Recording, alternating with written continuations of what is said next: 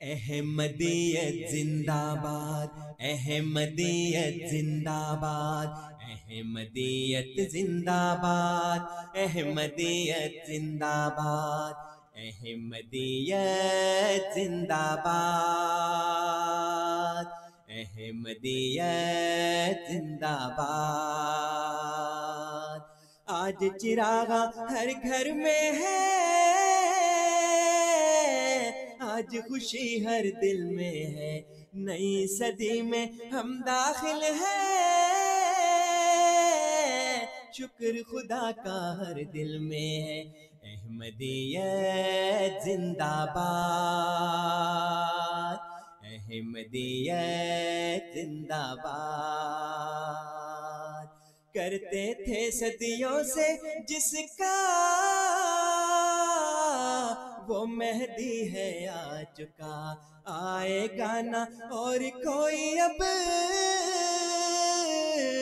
آنے والا آ چکا۔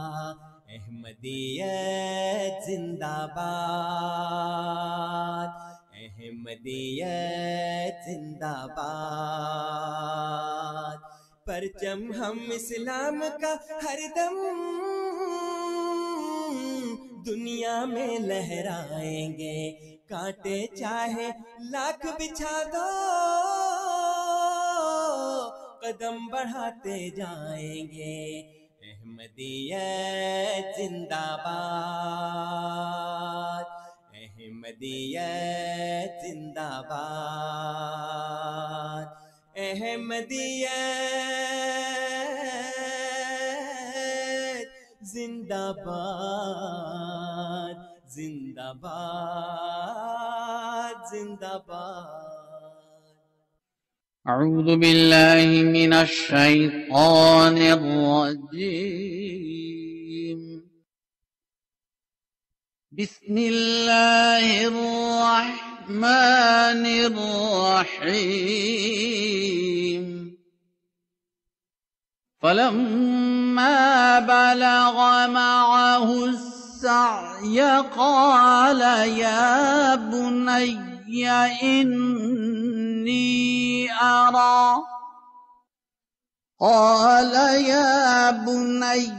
إني أرى في المنام أني أذبحك فانظر ماذا ترى؟ قال يا أبت افعل ما تؤمر، ستجدني إن شاء الله من الصابرين۔ فلما أسلما وتله للجبين وناديناه أن يا إبراهيم قد صدقت الرؤيا، إنا كذلك نجزي المحسنين۔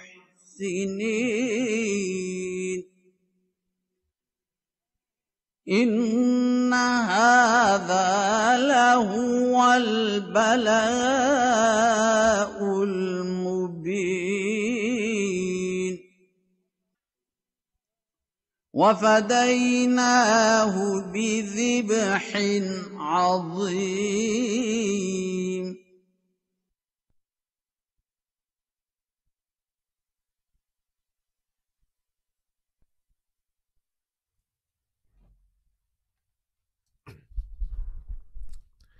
اعوذ باللہ من الشیطان الرجیم، بسم اللہ الرحمن الرحیم۔ سامعین کرام، السلام علیکم ورحمۃ اللہ وبرکاتہ۔ ریڈیو احمدیہ کے ساتھ میں ہوں آپ کا میزبان صفی راجپوت۔ سامعین، یہ پروگرام ریڈیو احمدیہ ہم آپ کی خدمت میں ہر ہفتے اور اتوار کی شب لے کر حاضر ہوتے ہیں۔ ہفتے کو ہمارا پروگرام 1 گھنٹے کا آپ مونٹریال اور ٹورنٹو دونوں جگہ سنتے ہیں، جس میں ہم آپ کی خدمت میں امام جماعت احمدیہ حضرت مرزا مسرور احمد صاحب خلیفۃ المسیح الخامس ایدہ اللہ تعالیٰ بنصر عزیز کے خطبہ جمعہ کی ریکارڈنگ پیش کیا کرتے ہیں، جبکہ ہر اتوار کو 6 بجے شام یا شب کہیے ہمارا پروگرام براہ راست آپ کی خدمت میں پیش کیا جاتا ہے 1610 AM ریڈیو ہم سفر مونٹریال میں اور 1350 AM ریڈیو ہم سفر ٹورنٹو میں۔ یہ پروگرام 2 گھنٹے کا ہوتا ہے، جس میں 6 سے 8 بجے تک ہم یہ پروگرام آپ کی خدمت میں پیش کرتے ہیں۔ فارمیٹ بہت آسان اور سادہ سا ہے، ہوتا اس طرح سے ہے کہ ہم آپ کی خدمت میں جماعت احمدیہ سے تعلق رکھنے والے مختلف اکابرین اور علماء ہیں جنہیں آپ کے سامنے رکھتے ہیں، ان کو اپنے اسٹوڈیوز میں دعوت دیتے ہیں، وہ آتے ہیں اور کسی ایک موضوع پر جماعت احمدیہ کا موقف ہمارے سننے والوں کے سامنے رکھتے ہیں۔ سامعین، اس کے بعد ہم آپ کو موقع فراہم کرتے ہیں کہ اس موقف کے بارے میں مزید کچھ وضاحت آپ کو چاہیے ہو، آپ کے ذہن میں جو سوالات آتے ہوں وہ آپ کر سکتے ہیں، اور جب وہ وقت آتا ہے تو ہم آپ کو اپنے اسٹوڈیوز کے نمبر بھی شیئر کرتے ہیں، جس میں آپ براہ راست اپنے سوال کے ذریعے شامل ہوتے ہیں، یا پھر ہم آپ سے اپنا ای میل ایڈریس بھی شیئر کرتے ہیں اور آپ کو بتاتے ہیں کہ آپ بذریعہ ای میل بھی اپنے سوالات ریڈیو احمدیہ میں بھیج سکتے ہیں۔ ہمارے وہ سامعین جو یہ پروگرام اے ایم کے توسط سے یا ریڈیو ہم سفر کے توسط سے سن رہے ہیں، ان کو اگر سننے میں کوئی دقت آئے تو انہی 2 جگہوں کی یا ریڈیو ہم سفر کی جو آپ کے پاس سیل فونز پر ایپ ہے، اس کے ذریعے بھی یہ پروگرام سنا جا سکتا ہے۔ ہمارا ٹرو اسلام سی اے کے نام سے یوٹیوب کا چینل ہے، ٹرو اسلام، بلکہ میں نے غلط کہہ دیا، ریڈیو احمدیہ سی اے کے نام سے ہمارا چینل ہے، ریڈیو احمدیہ سی اے کے نام سے اس چینل پہ آپ جا سکتے ہیں، یہ پروگرام براہ راست اس وقت سن سکتے ہیں، یا پھر ریڈیو احمدیہ کی آفیشیل ویب سائٹ ہے voiceofislam.ca، voiceofislam.ca کے ذریعے بھی یہ پروگرام براہ راست سنا جا سکتا ہے، اور voiceofislam.ca اسی ویب سائٹ کے ذریعے اب سے پہلے کے پروگرامز کی ریکارڈنگ بھی سنی جا سکتی ہے۔ یہی نہیں بلکہ ہمارے وہ سامعین جو جی ٹی اے میں ہیں، وہ ٹیلی فون نمبر 647-564-1350 1350 AM ہے، تو 564-1350 یہ نمبر ہے جس پر آپ یہ پروگرام براہ راست سن سکتے ہیں، یا پھر 514-609-1610 514-609-1610 اس ٹیلی فون نمبر کے ذریعے مونٹریال میں بھی یہ پروگرام براہ راست سنا جا سکتا ہے۔ ان گزارشات کے بعد آج کے پروگرام کی طرف چلتے ہیں۔ آج اسٹوڈیوز میں میرے ساتھ موجود ہیں مکرم و محترم انصر رضا صاحب۔ سب سے پہلے خوش آمدید کہیں گے، السلام علیکم ورحمۃ اللہ وبرکاتہ۔ سامعین، انصر رضا صاحب کا نام ہمارے جو مستقل سامعین ہیں ان کے لیے تو کسی تعارف کا محتاج نہیں ہے۔ میں عموماً یہی کہا کرتا ہوں کہ نام آپ نے سنا، ایک دفعہ گوگل کر لیجئے، ساری تفصیلات آپ کے سامنے آ جائیں گی۔ انصر رضا صاحب اللہ کے فضل سے زندگی اپنی وقف کر چکے ہیں دین اسلام کی خدمت کے لیے، اور تحقیق تصنیف یہ آپ کا خاص میدان ہے، اور جو بھی بات کرتے ہیں، جس بات کی بھی وضاحت آپ کے سامنے رکھتے ہیں، یہ اپنے موضوع کی بنیاد جو بناتے ہیں وہ دراصل نص پر ہے، یعنی قرآن کریم پر ہے، اور قرآن کریم کے حوالے سے ہی آپ سے بات کیا کرتے ہیں۔ صداقت سیدنا حضرت مرزا غلام احمد صاحب قادیانی مسیح موعود و مہدی موعود علیہ الصلوۃ والسلام ریڈیو احمدیہ پر عمومی طور پر آپ کا موضوع ہوا کرتا ہے۔ اب چلتے ہیں انصر صاحب کی طرف اور پوچھتے ہیں کہ آج ہمارے سامعین کے لیے کیا موضوع ہے۔ جی انصر صاحب۔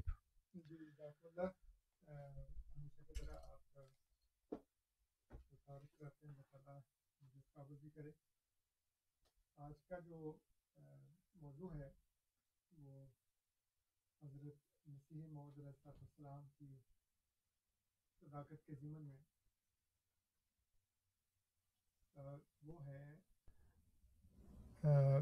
کچھ علماء کے بارے میں بتانا۔ سبھی صاحب، آپ کو اس بات کا علم ہوگا کہ جو ہمارے کچھ کالرز عمومی طور پر اور امین صاحب خاص طور پر وہ یہ اعتراض اٹھاتے ہیں کہ امت کے جو پچھلے 1400 سال کے علماء ہیں، انہوں نے جو ان عقائد کو اختیار کیا یا جو آیات قرآن کریم کی اور جو احادیث کی انٹرپریشن کی وہ گویا غلط تھے سارے اور تم ٹھیک ہو. اس کا ہم کئی دفعہ جواب دے چکے ہیں، اور قرآن اور سنت کی روح سے، احادیث کی روح سے ہم نے بتایا ہے کہ جو ہمارے عقائد ہیں وہ بالکل درست ان تینوں ماخذ کی بنیاد پر ہیں، یعنی قرآن، سنت اور احادیث. کل یا پرسوں جب میں سوچ رہا تھا کہ اس دفعہ کس موضوع پہ بات کی جائے، تو میرے ذہن میں یہ آیا کہ نہ صرف یہ کہ قرآن اور سنت اور احادیث کی روح سے ہمارے عقائد درست ہیں، بلکہ بہت سے علماء بھی ہم سے متفق ہیں. جی. تو جب ہم عام طور پر میں علماء کے حوالہ جات پیش نہیں کرتا، دوسرے ہمارے جو کولیگز ہیں، مربیان بھائی ہیں، وہ اکثر کہتے ہیں جی فلانی یہ کہا، فلانی کہا، تو میں ان سے ہمیشہ یہ کہتا تھا کہ ہمیں قرآن و سنت کو پیش کرنا چاہیے، جی. کیونکہ ہمارے لیے حجت اور معیار وہ ہے، قرآن و سنت، علماء نہیں ہیں. لیکن جب بار بار علماء کو پیش کیا جاتا ہے بطور سند کے، تو پھر مجھے یہ خیال آیا کہ ہمیں ان کا بھی کچھ ان کے کچھ حوالہ جات ایسے پیش کی جانی چاہیے جو ہمارے موقف کی تائید میں ہوں. جی. وہ جو غالب کا شعر ہے نا کہ قاصد کے آتے آتے خط ایک اور لکھ رکھوں، میں جانتا ہوں کیا وہ لکھیں گے جواب میں. تو جب میں یہ بات بیان کروں گا تو مجھے پتا ہے کہ جو ہمارے کالرز ہیں جی یا خاص طور پر امین صاحب، وہ یہ ضرور کہیں گے کہ چند علماء کو تم نے پیش کیا ہے، لیکن بہت سے علماء ایسے بھی ہیں جو ان کے موقف کی تائید کرتے ہیں.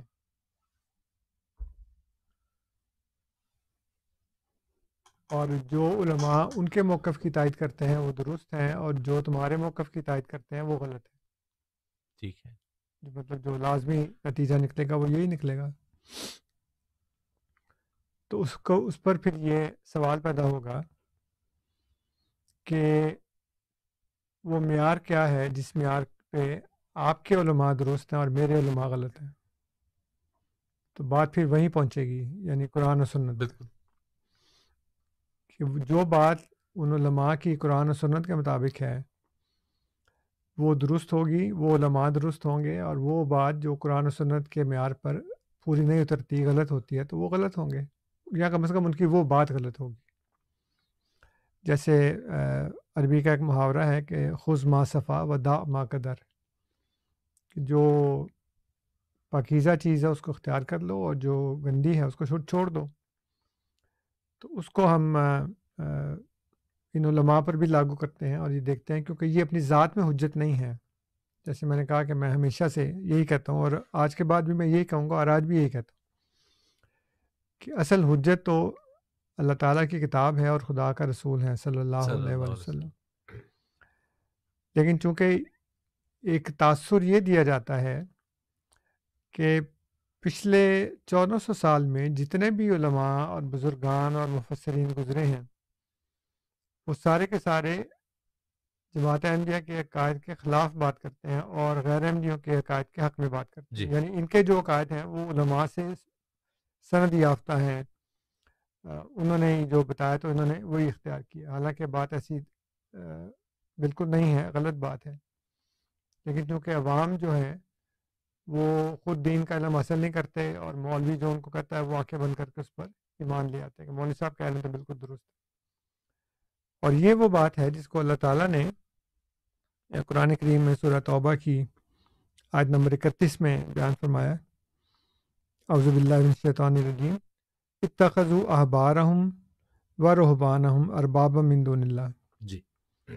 کہ یہود و نصارہ نے اپنے علماء کو اور اپنے پیروں کو، مشائخ کو اللہ کے علاوہ رب بنا لیا.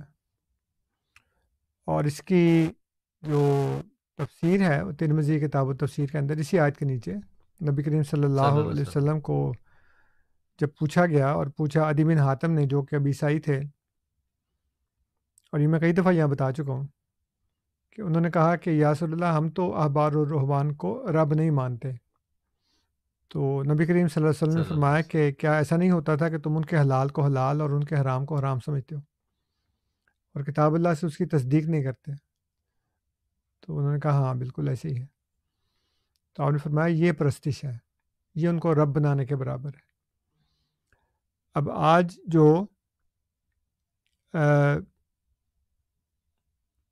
غیر احمدی ہیں وہ جب اپنے علماء کو اور اپنے مشائخ کو، اور میں یہ بتا دوں احبار حبر کی جمع ہے اور حبر عالم کو کہتے ہیں، اور رہبان راہب کی جمع ہے اور یہ پیروں فقیروں کو مشائخ کو کہتے ہیں۔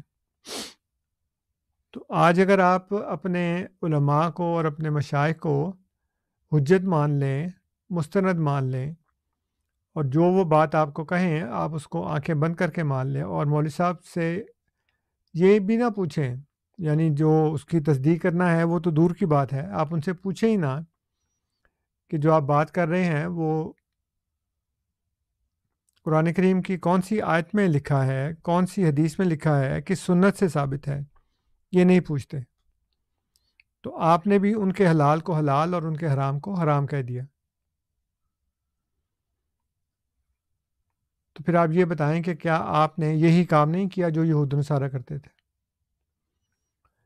اس لیے یہ تو پھر ایک اور بالکل الگ سے موضوع ہے، لیکن جو میں بتانا چاہ رہا ہوں آپ کو وہ یہ ہے کہ آپ کے علماء بھی کم و بیش وہی باتیں کرتے ہیں جو ہم نے کی ہیں۔ اب سب سے پہلے میں آپ کی خدمت، بہت سے موضوعات ہیں، میں نے چند آپ کے لیے آج منتخب کیے ہیں۔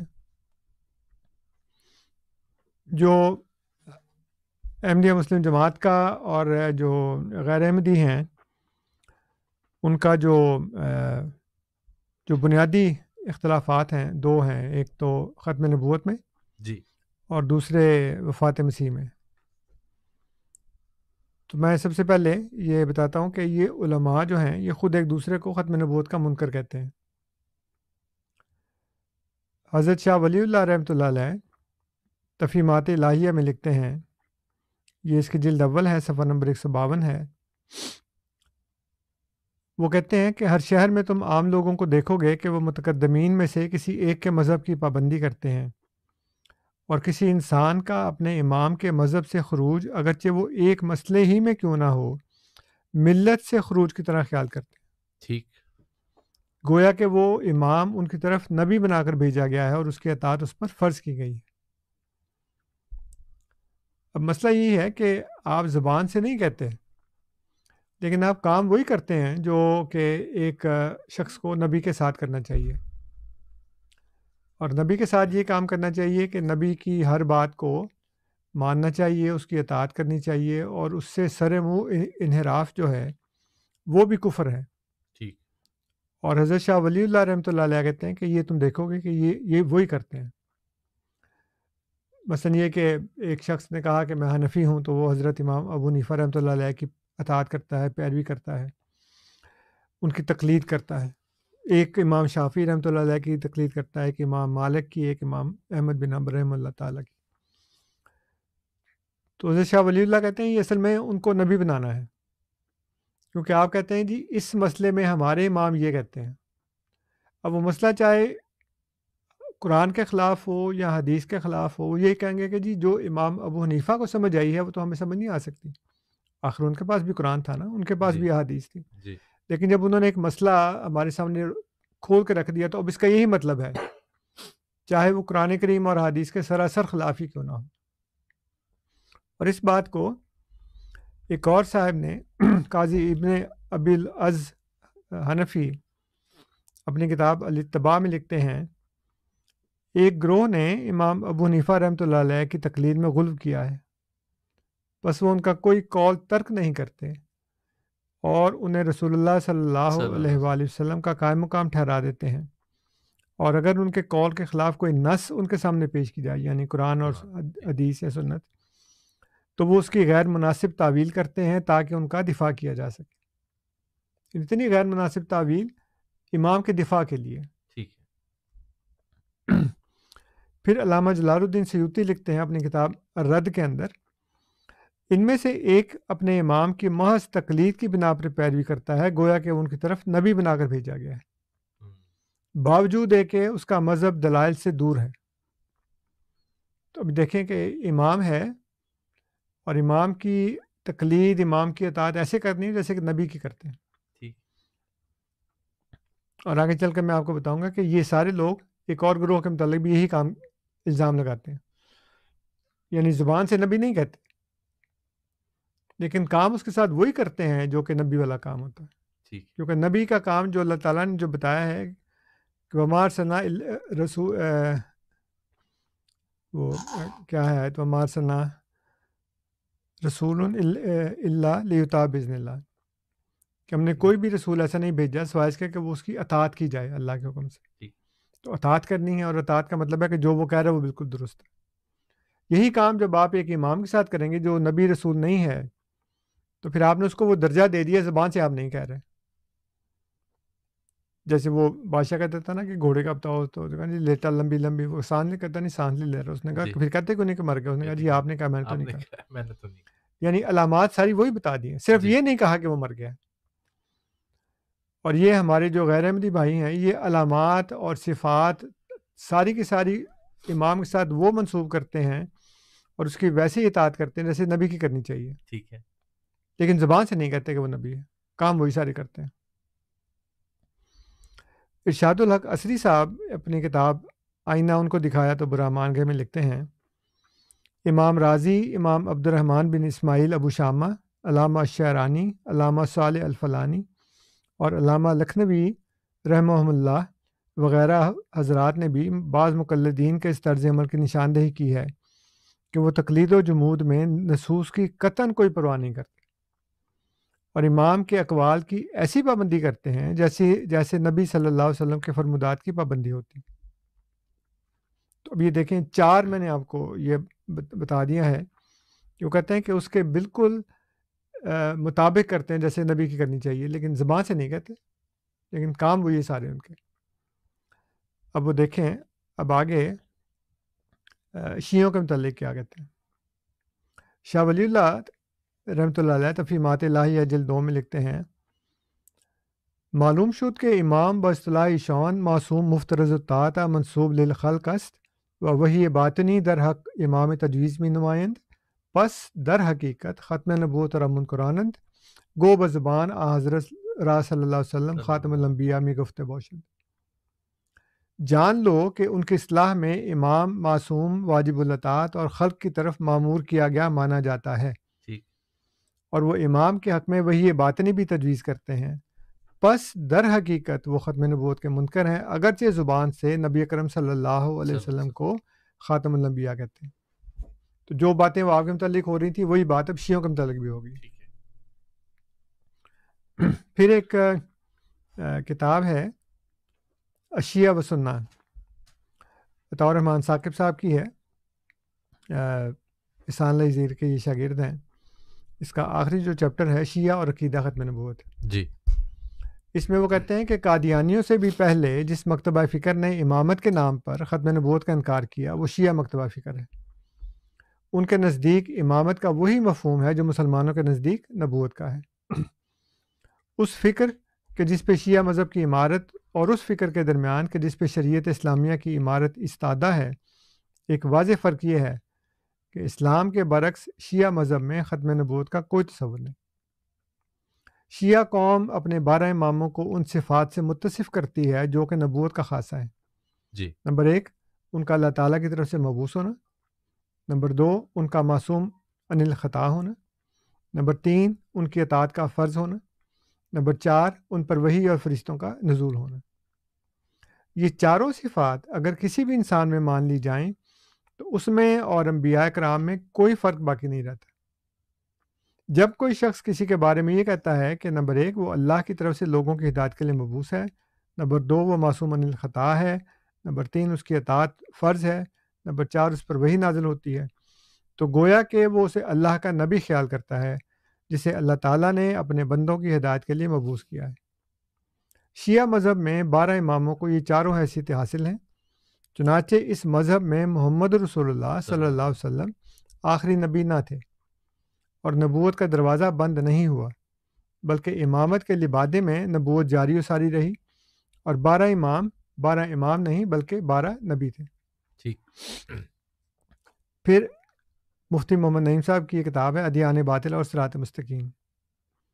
یہ لکھتے ہیں کہ دور صحابہ سے آج تک امت کا اجماع ہے کہ نبی کریم صلی اللہ علیہ وسلم آخری نبی ہیں۔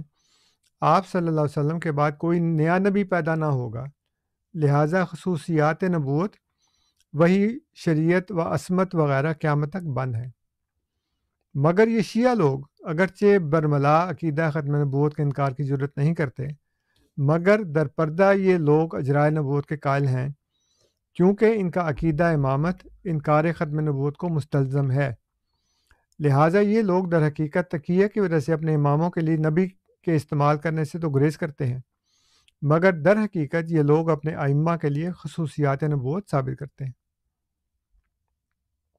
پھر ایک اور کتاب ہے مذہب شیعہ اور عقیدہ ختم نبوت، ایک تحقیقی جائزہ۔ اس میں وہ لکھتے ہیں کہ 29-31 اکتوبر 1986 کو دارالعلوم دیوبند میں ختم نبوت کانفرنس ہوئی اور تحفظ ختم نبوت کے عالمی نمائندگان کا اجلاس بھی منعقد ہوا۔ اجلاس میں حضرت مولانا منظور احمد نعمانی نے ایک تجویز پیش کی جو بحث و تمہیز کے بعد منظور کر لی گئی۔ اس تجویز کا متن دارالعلوم بابت جنوری 1987 سے بلا تبصرہ نقل کیا جاتا ہے تاکہ علماء دیوبند کا شیعہ اثنا عشریوں کے متعلق موقف واضح ہو جائے۔ یہ اجلاس اعلان کرتا ہے کہ شیعہ اثنا عشری مسلک، جو فی زمانہ دنیا کے شیعوں کی اکثریت کا مسلک ہے، اور ایران میں اسی مسلک کے ذریعے ماضی قریب میں ایک انقلاب برپا ہوا ہے جس کو اسلامی انقلاب کہہ کر عالم اسلام کو ایک زبردست دھوکہ دیا جا رہا ہے۔ اس مسلک کا ایک بنیادی عقیدہ امامت براہ راست ختم نبوت کا انکار ہے۔ اسی بنا پر حضرت شاہ ولی اللہ محدث دہلوی نے صراحت کے ساتھ ان کی تکفیر کی۔ لہٰذا یہ اجلاس تحفظ ختم نبوت اعلان کرتا ہے کہ یہ مسلک موجب کفر اور ختم نبوت کے خلاف پرفریب بغاوت ہے۔ نیز یہ اجلاس تمام اہل علم سے اس فتنہ کے خلاف سرگرم ہونے کی اپیل کرتا ہے۔ اچھا، اب یہ تو تھا شیعوں کے متعلق۔ جی۔ حسام الحرمین، آپ نے نام سنا ہوگا کتاب جی کا، احمد رضا خان بریلوی صاحب کی ہے۔ وہ مختلف فرقوں کو، مطلب ساری فرقوں اپنے سوا سب کو ہی کہتے ہیں یہ کافر ہیں، کہتے ہیں۔ اور قاسمیہ، قاسم نانوتوی کی طرف منسوب، جس کی تحذیر الناس ہے، اور اس نے اپنے رسالے میں کہا ہے بلکہ بالفرض آپ کے زمانے میں بھی کہیں اور کوئی نبی ہو جب بھی آپ کا خاتم ہونا بدستور باقی رہتا ہے، بلکہ اگر بالفرض بعد زمانہ نبوی بھی کوئی نبی پیدا ہو تو بھی خاتمیت محمدی میں کچھ فرق نہ آئے گا۔ جی۔ عوام کے خیال میں تو رسول اللہ کا خاتم ہونا بےایمانی ہے کہ آپ سب میں آخر نبی ہیں، مگر اہل فہم پر روشن کہ تقدم یا تاخر زمانہ میں بالذات کچھ فضیلت نہیں، حالانکہ فتاوی تتمہ اور الاشباح والنظائر وغیرہ ہما میں تصریح فرمائی۔ اب یہ آگے وہ اپنا تبصرہ کر رہے ہیں۔ حالانکہ فتاوی تتمہ اور الاشباح والنظائر وغیرہ ہما میں تصریح فرمائی کہ اگر محمد صلی اللہ تعالیٰ علیہ وسلم کو سب سے پچھلا نبی نہ جانے تو مسلمان نہیں، اس لیے کہ حضور اقدس صلی اللہ تعالیٰ علیہ وسلم کا آخر الانبیاء ہونا، سب انبیاء سے زمانے میں پچھلا ہونا ضروریات دین سے ہے۔ اب وہ یہ کہہ رہے ہیں جی کہ دیوبندی بھی ختم نبوت کے منکر ہیں۔ ٹھیک۔ ایک اور کتاب ہے علماء دیوبند کی کفریہ اور متضاد عبارت سے متعلق دیوبندیوں سے لاجواب سوالات، از محمد نعیم اللہ خان قادری۔ جی۔ کہتے ہیں کہ ممکن ہے ڈاکٹر صاحب کہہ دیں کہ ہم حضور کی نظیر کو جو محال کہتے ہیں، میں اب سامعین کو تھوڑا سا یہ بھی بتا دوں کہ جب دیوبندی بریلوی فتنہ شروع ہوا نا، مطلب اس کے اندر جو ایک تقسیم پیدا ہوئی سنیوں کے اندر دیوبندی بریلوی، تو سب سے پہلا نقطہ یہ اٹھایا گیا۔ ایک گروہ نے کہا کہ نبی کریم صلی اللہ علیہ وسلم کی نظیر یعنی ان کا مثیل پیدا ہو سکتا ہے۔ ٹھیک ہے۔ دوسرے نے کہا نہیں ہو سکتا۔ تو اس کے اوپر پھر بڑی بحثیں ہوئیں، کتابیں لکھی گئیں، بڑا جھگڑا ہوا آپس میں۔ تو یہ اب یہ کہہ رہے ہیں کہ ممکن ہے ڈاکٹر صاحب کہہ دیں کہ ہم حضور کی نظیر کو جو محال کہتے ہیں اس کا مطلب یہ ہے کہ وقوع محال ہے، امکان محال نہیں.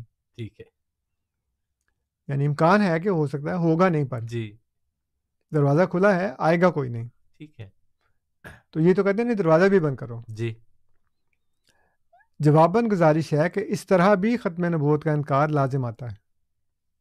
تو کہتے ہیں آپ جتنی مرضی تعویلیں کریں، نہیں جی نہیں، ہم تو کہہ رہے ہیں کہ نظیر محال ہے.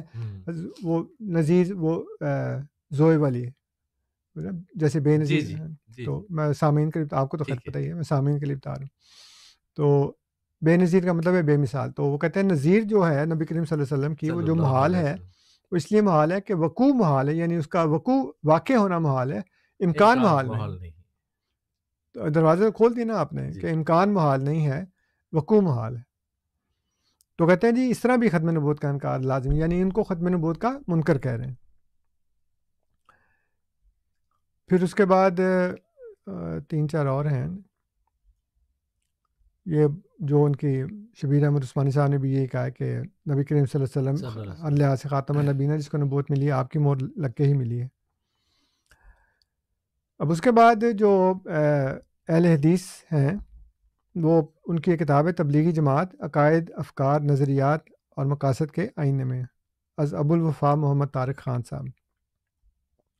وہ کہتے ہیں وہ کہتے ہیں مجلس تحفظ ختم نبوت والے ختم نبوت کے منکر ہیں. ٹھیک ہے. اور آگے لکھتے ہیں قابل غور مقام ہے کہ بانی مدرسہ دیوبند مولانا قاسم صاحب نانوتوی کے مطابق اگر آپ صلی اللہ علیہ وسلم کے بعد بھی نبی آ جائے تب بھی آپ صلی اللہ علیہ وسلم خاتم الانبیاء ہوں گے. تو ایسی صورت میں مرزا غلام احمد قادیانی و دیگر جھوٹے نبیوں کے دعوی نبوت کو ختم نبوت کے خلاف سمجھنے کا آخر کیا جواز رہ جاتا ہے؟ ٹھیک ہے. اور جماعت دیوبند جب آپ صلی اللہ علیہ وسلم کے بعد ہر قسم کے نبی کے آنے کو ختم نبوت کے خلاف نہیں سمجھتی تو وہ مجلس تحفظ ختم نبوت کیوں بنا کر بیٹھی ہے؟ اور جب یہ جماعت ہر جھوٹے نبی کے آنے کے لیے دروازہ کھول کر بیٹھی ہے تو پھر دنیا میں کسی مدعی نبوت کے خلاف شور کس لیے مچاتی ہے؟ اس تمام قصے کو معلوم کر لینے کے بعد اب دیوبندی علماء کی جانب سے مجلس تحفظ ختم نبوت کے قیام کا سبب کھل کر ہمارے سامنے آ جاتا ہے، اور وہ سبب ہے خوف. ٹھیک. یعنی قادیانیوں کو کافر قرار دیے جانے کے بعد ختم نبوت کے مسئلے میں اپنے سیاہ ماضی کو دیکھتے ہوئے دیوبندی علماء کو یہ خوف لاحق ہوا کہ بریلوی حضرات ان کے خلاف بھی کہیں کافر قرار دی جانے کی کوئی مہم نہ شروع کر دیں. ٹھیک ہے. جس کے نتیجے میں انہیں کافر تو بہرحال نہیں قرار دیا جا سکے گا، کیونکہ دیوبندی اپنے بیشتر عقائد میں شیعوں کی طرح تقیہ کرتے ہیں، مگر جو تحریریں ان کی کتابوں میں موجود ہیں وہ عوام الناس کے سامنے آ جائیں گی جی. جس سے مسلک دیوبند کو ایک ناقابل تلافی نقصان پہنچے گا. چنانچہ حفظ ما تقدم کے طور پر دیوبندیہ نے مجلس تحفظ ختم نبوت قائم کی. گویا مجلس تحفظ ختم نبوت کو اگر مجلس تحفظ مسلک دیوبند کہا جائے تو زیادہ صحیح ہوگا. ٹھیک ہے. ہمارا دعویٰ ہے کہ ختم نبوت کے سلسلے میں مسلک دیوبند کا عقیدہ اہل سنت والجماعت سے موافق نہیں ہے، اور مرزا غلام احمد قادیانی کی نبوت کے دعوے کے اصل ذمہ دار یہ دیوبندی علماء ہی ہیں، کیونکہ قادیانی مذہبی اعتبار سے حنفی دیوبندی ہیں، اور عقیدہ ختم نبوت کے ضمن میں ان کی اس لغزش کا اصل سبب دیوبندی علماء کی کتابیں ہیں. جیسے میں نے بتایا ابھی میں نے پڑھی نہیں ہے، وہ شبیر احمد عثمانی صاحب کی اور دوسرے جو نا وہ یہ کہتے ہیں کہ حضور صلی اللہ علیہ وسلم خاتم النبیین ہے اور شروع سے ہی ہیں، اور جس کو بھی نبوت ملی ہے آپ کی مہر لگ کے ملی ہے. ٹھیک ہے. وہ یہی ہم کہتے ہیں. جی. تو وہ سلسلہ پھر مل جاتا ہے نا، وہ الزام لگا رہے ہیں کہ جی انہوں نے وہیں سے لیا ہے. اچھا اب انہوں نے بھی پھر جو دیوبندی تھے انہوں نے بھی بریلیوں پہ الزام لگایا. جی. ایک کتاب ہے رضا خانی مذہب، اس کی 2-3 جلدیں ہیں، یہ شاید 4 ہیں. تو اس میں وہ یہ کہتے ہیں علامہ سعید احمد قادری صاحب کہ رضا خانی، یعنی اب ان کو نہ مسلمان کہتے ہیں، نہ بریلوی کہتے ہیں، نہ سنی کہتے ہیں، ان کو رضا خانی کہتے ہیں. جی. یعنی نام تو بگاڑنا ہے نا، وہ تو جو اپنے آباء و اجداد کفار کی سنت ہے وہ پوری کرنی ہے. وہ بھی مسلمانوں کو صحابی کہتے تھے. جی. تو خدا نے کہا کہ ولا تنابزوا بالالقاب، تو لیکن یہ کہتے نہیں رضا خانی. رضا خانی اپنے نام نہاد مجدد احمد رضا خان بریلوی کو نبی مانتے ہیں. پھر اس کے بعد وہ کہتے ہیں، یہ جو احمد رضا خان صاحب ہیں ان کی کتاب ہے السنیت العنیفہ فی فتاوی افریقہ، وہ کہتے ہیں کہ حضور پر نور سیدنا غوث اعظم حضور اقدس و انور سید عالم صلی اللہ علیہ وسلم کے وارث کامل و نائب تام و آئینہ ذات ہیں. حضور پر نور صلی اللہ علیہ وآلہ وسلم ماں اپنی جمی صفات جمال و جلال و کمال و افضال کے ان میں متجلی ہیں. جی. تعظیم غوثیت عین تعظیم سرکار رسالت ہے. اور کس کو ذلی کہتے ہیں جی. اور کس کو بروزی کہتے ہیں؟ یعنی کہتے ہیں وہ پوری تجلی ان کی جی. حضرت غوث اعظم شیخ عبدالقادر جیلانی کے اندر ہے. وہ ذلی نبی ہیں. ان کی تعظیم کریں گے تو آپ براہ راست نبی کریم صلی اللہ علیہ وسلم کی تعظیم کرتے ہیں. پھر وہ عرفان شریعت میں وہ کہتے ہیں احمد رضا خان بریلوی صاحب، یہ قول کہ اگر نبوت ختم نہ ہوتی تو حضور غوث پاک رضی اللہ تعالیٰ عنہ نبی ہوتے، اگرچہ اپنے مفہوم شرطی پر صحیح و جائز اطلاق ہے کہ بے شک مرتبہ علی رفیع حضور پر نور رضی اللہ تعالیٰ عنہ ذل مرتبہ نبوت ہے. ٹھیک ہے، تو ذلی بنا دیا نا خود. جی. انہوں نے اپنے یہ تو وہ تو تھا نا، انہوں نے الزام لگایا، انہوں نے اقرار کر لیا کہ ذلی نبی ہیں وہ. تو جی یہ جو کہہ رہے ہیں کہ اگر نبوت ختم نہ ہوتی تو حضور پاک تو نبی ہوتے، جی. یعنی کہ حضرت غوث پاک. لیکن وہ کہتے ہیں بالکل صحیح اور جائز ہے، اس لیے کہ وہ ذلی نبوت کے مقام پر وہ فائز ہیں. تو یہ ابھی میں نے اس میں اور بہت سے حوالے ہیں، لیکن پھر وہ ہمارا ٹائم اتنا نہیں ہے، تو ابھی میں نے آپ کو صرف یہ بتایا. پھر انشاءاللہ تعالیٰ ایک اور جو موضوع ہے اس کی طرف پھر ہم آتے ہیں آگے. چلیے، بہت شکریہ، بہت شکریہ انصر رضا صاحب. تو سامعین، آج کا موضوع آپ کے سامنے ہے اور پروگرام ریڈیو احمدیہ. میں آپ کا میزبان ہوں سفیر راجپوت، اور میرے ساتھ اسٹوڈیوز میں آج مہمان ہیں مکرم و محترم انصر رضا صاحب. سامعین، یہ وقت ہے جب ہم آپ کے سوالات بھی یہ ریڈیو احمدیہ میں شامل کیا کرتے ہیں. بہترین طریقہ تو یہ ہے کہ آپ براہ راست اپنے سوال کے ساتھ حاضر ہوں، سوال کے ساتھ ریڈیو احمدیہ کا حصہ بنیں. تو ہمارے اسٹوڈیوز کا نمبر ہے 4167037561 4167037561. آپ اس پر کال کر سکتے ہیں اور ریڈیو احمدیہ کا حصہ بن سکتے ہیں. ہم آپ کے سوال کو براہ راست ریڈیو احمدیہ میں آج کے پروگرام میں شامل کریں گے. ہماری گزارش براہ راست کال کرنے والوں سے یہی ہوتی ہے کہ آپ اپنے نام کے ساتھ شامل ہوں، اور جب آپ ریڈیو احمدیہ کا حصہ بنیں تو اس بات کو ذہن میں رکھیں کہ پروگرام براہ راست ہے اور آپ کے الفاظ اور آپ کا لہجہ اس پروگرام کے شایان شان ہونا چاہیے، اور ایسا ہی الفاظ کا چناؤ ہو جو آپ سب کے سامنے ادا کر سکیں. موضوع بڑا انٹرسٹنگ ہے، ایک ایسی بحث ہے جس پر آپ کے ذہن میں ضرور کوئی نہ کوئی سوال آیا ہوگا، کوئی نہ کوئی وضاحت آپ کو چاہیے ہوگی. تو انصر رضا صاحب آج ہمارے ساتھ موجود ہیں اسٹوڈیوز میں. 8 بجے شب تک ہوں گے. 1 گھنٹہ اور 20 منٹ کے قریب کا وقت ہمارے پاس موجود ہے. 4167037561 اس پر آپ کال کر سکتے ہیں.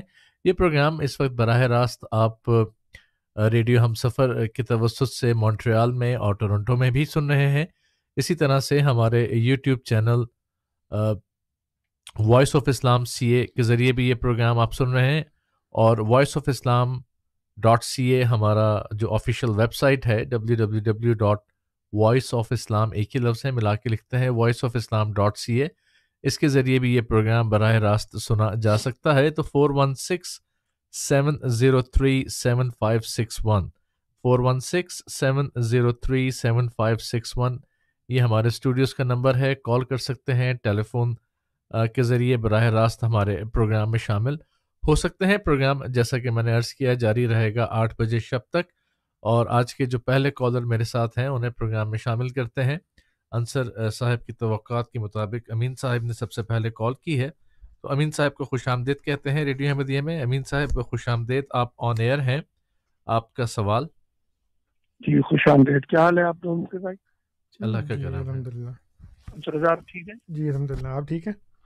اللہ کا شکر ہے. ایکسٹریم کولڈ ویدر ہے، ذرا دھیان سوال رکھیے. یہ جن گروہ کی یا جن لوگوں کی قرآن پاک نے اور حدیث شریف نے تعریف کی ہے، اس کے بارے میں آپ اتنی بدگمانی کیوں رکھتے ہیں؟ دوسرا میرا جتنے بھی آپ نے کتابوں کے حوالے دیے وہ اپنے اپنے قلم تھے، اقتباس تھے، قرآن حدیث نہیں ہے. ہر کسی نے اپنے اپنے خیالات قلم بند کیے ہیں. پھر آپ کے یہ جو مرزا مسرور کے رضائی بھتیجے شمس الدین صاحب جو مسلمان الحمدللہ ہو چکے ہیں، انہوں نے کہا کہ مرزائیت کا سب سے پہلا ٹارگیٹ جو ہے نا علماء کرام ہے. وہ علماء کو نشانہ بناتے ہیں کیونکہ وہ علماء ہی وہ لوگ ہیں جنہوں نے مرزا غلام احمد قادیانی سے لے کے آج تک بتایا ہے لوگوں کو کہ مرزائیت اسلام کا کوئی حصہ نہیں، کفر ہے. تو کیا وجہ ہے کہ آپ اتنا علماء کرام کے پیچھے پڑے ہیں جن کی تعریف قرآن اور حدیث نے کی ہے؟ یہ میرے سوالات ہیں، پلیز ان کا جواب دیں. جی، پہلی بات تو یہ ہے کہ الحمدللہ آپ نے ہماری بات مان لی کہ جو میں نے اقتباسات آپ کو پڑھ کر سنائے ہیں وہ ان کے قلم تھے، جی قرآن اور حدیث نہیں ہے. یہی تو ہم آپ سے کہہ رہے ہیں. جی ہاں 20 سال ہو گئے ہیں آپ کو یہ کہتے ہوئے کہ انسان کو انسان رہنے دیں، اس کو رب نہ بنائیں، اس کو نبی اور رسول نہ بنائیں. شاہ ولی اللہ رحمۃ اللہ علیہ کی اور بڑے بڑے دوسرے علماء کی میں نے آپ کو سامنے اقتباسات پیش کیے ہیں. ابھی تو یہ پہلا ہی وار ہے، تو آپ اس اتنا تم تو ابھی سے گھبرا گئے. ابھی تو اور بھی آگے آنے والے ہیں جی باتیں. اور جن لوگوں کے حوالہ جات میں نے پیش کیے ہیں وہ معمولی لوگ نہیں تھے، وہ اپنے اپنے گروہ میں جی ہاں مستند اور چوٹی کے علماء تھے. جن کوئی کے نام آپ نے علامہ جلال الدین سیوطی سے شروع ہو کے امام شاہ احمد ولی رضا خان، شاہ ولی اللہ شاہ محدث ولی اللہ، دہلوی، سب کے تو آپ نے ذکر کر ہی دیا ہے. بڑے بڑے جو ہیں جی جو اپنے اپنے فرقوں میں مانے جاتے ہیں، چاہے وہ سنی ہوں، شیعہ ہوں، اہل حدیث ہوں، دیوبندی ہوں، سارے کے سارے وہ اس میں مانے جاتے ہیں. اس لیے یہ کہنا کہ جی وہ ان کے قلم تھے قرآن حدیث، بھائی یہی تو ہم کہہ رہے ہیں کہ ان کے پیچھے کیوں جاتے ہیں آپ. اور پھر آپ کو یہ پتہ ہونا چاہیے کہ جہاں اللہ تعالیٰ نے اور نبی کریم صلی اللہ علیہ وآلہ وسلم نے گروہ علماء کی تعریف کی ہے، وہاں ان کی مذمت بھی کی ہے. جی اللہ تعالیٰ نے جو ان کے متعلق یہ فرمایا کہ وہ گدھے ہیں جن کے اوپر کتابیں لا دی جاتی ہیں اور ان کو پتہ نہیں ہے کس کے اندر کیا لکھا ہے. اور وہ یہ کہ اتامرون الناس بالبر وتنسون انفسکم وانتم تتلون الکتاب افلا تعقلون، کہ تم لوگوں کو نیکی کی تلقین کرتے ہو، اپنے آپ کو بھول جاتے ہو. اب یہ کوئی ایسی بات ہے جس کا میں آپ کو ثبوت دوں؟ وہ جو کہتے ہیں نا کہ اب یہ حکایت عام ہوئی ہے، سنتا جا شرماتا جا، تو وہ تو اب سوشل میڈیا کی ترقی کے ساتھ جگہ جگہ پھیل چکی ہے بات. جی کہ ہم اس وقت جو اخلاقی بیماریاں ہیں اور اخلاقی جرائم جو ہیں اس کو ایک طرف رکھ دیتے ہیں، ہم ان کے اوپر گفتگو نہیں کرتے. لیکن جو علمی اختلافات ہیں اور اس کے اوپر جو ایک دوسرے کو کافر قرار دینا اور ایک دوسرے کے خلاف نفرت انگیز بیانات دینا، جی یعنی بریلوی کے خلاف، جی جی اہل حدیث کے خلاف، دیوبندی کے خلاف. یعنی دیوبندیوں میں حیاتی مماتی گروپ بن گئے. امین صاحب کو پتہ ہوگا کہ ایک گروپ یہ کہتا ہے کہ نبی کریم صلی اللہ علیہ وسلم زندہ ہیں، ایک کہتا فوت ہو گئے. دونوں دیوبندی ہیں. جی اور مطلب ان کی اپنی کوئی تنظیم بھی ایک نہیں ہے، مختلف تنظیم میں ہیں، جی ایک دوسرے کے خلاف کام کرتے ہیں. تو یہی تو ہم کہہ رہے ہیں آپ کو کہ نبی کریم صلی اللہ علیہ وسلم نے جب یہ کہا کہ علماء امتی کا انبیاء بنی اسرائیل، وہاں دوسری طرف یہ بھی فرمایا کہ علماءہم شر من تحت ادیم السماء. جی اور ایک اور حدیث میں دیکھ بھی رہا تھا، ابھی نظر نہیں آئی، اس میں بڑے سخت الفاظ ہیں، بہت زیادہ، وہ تو ہاں ناقابل بیان سے، اور حضرت ابو ہریرہ کی روایت ہے. ہاں بالکل. تو مطلب صرف یہ کہنا کہ جی وہ اس گروہ کی تعریف کی ہے، جی اس گروہ میں اچھے لوگ بھی ہیں، جو اچھے ہیں ان کی تعریف کی ہے. ٹھیک ہے. وہ علماءہم والی آیت حدیث جب آپ پڑھیں گے تو انہوں نے کہا نا یہ تو ضعیف ہے. ہاں تو یہ نہیں سمجھتے کہ اس قابل ہے. ضعیف تو وہ ہے جو پوری نہ ہو گئی ہو. جی یعنی وہ جو کہتے ہیں نا کہ آفتاب آمد دلیل آفتاب، بالکل، کہ سورج کا نکلنا ہی سورج کے ہونے کی دلیل ہے. تو جب یہ کہا جائے کہ جی علماء ہم جو ہے وہ ضعیف ہے، یا علماء امتی کا انبیاء بنی اسرائیل ضعیف ہے، تو میرے پاس کئی حوالے موجود ہیں علماء امتی کا انبیاء بنی اسرائیل کے، جو خود ان کے علماء نے، ان کے بزرگوں نے اپنی کتب میں اس کو لکھا ہے، بطور سند کے نقل کیا ہے کہ یہ بالکل صحیح ہے، اور ہمارے جو علماء ہیں وہ اسی گروہ میں شامل ہیں. ٹھیک ہے. تو اگر سارے کے سارے ایک ہی طرح کے ہوتے تو پھر دیوبندی علماء کے متعلق ہے یہ، یا شیعہ علماء کے متعلق ہے، یا بریلوی علماء کے متعلق ہے، کس کے متعلق ہے؟ کیونکہ آپ تو وہ من حیث القوم یا من حیث الگروہ سب کو ہی کہہ دینا کہ ساری علماء ہیں نا. جی کون سا ایسا ہے جو غیر عالم ہے؟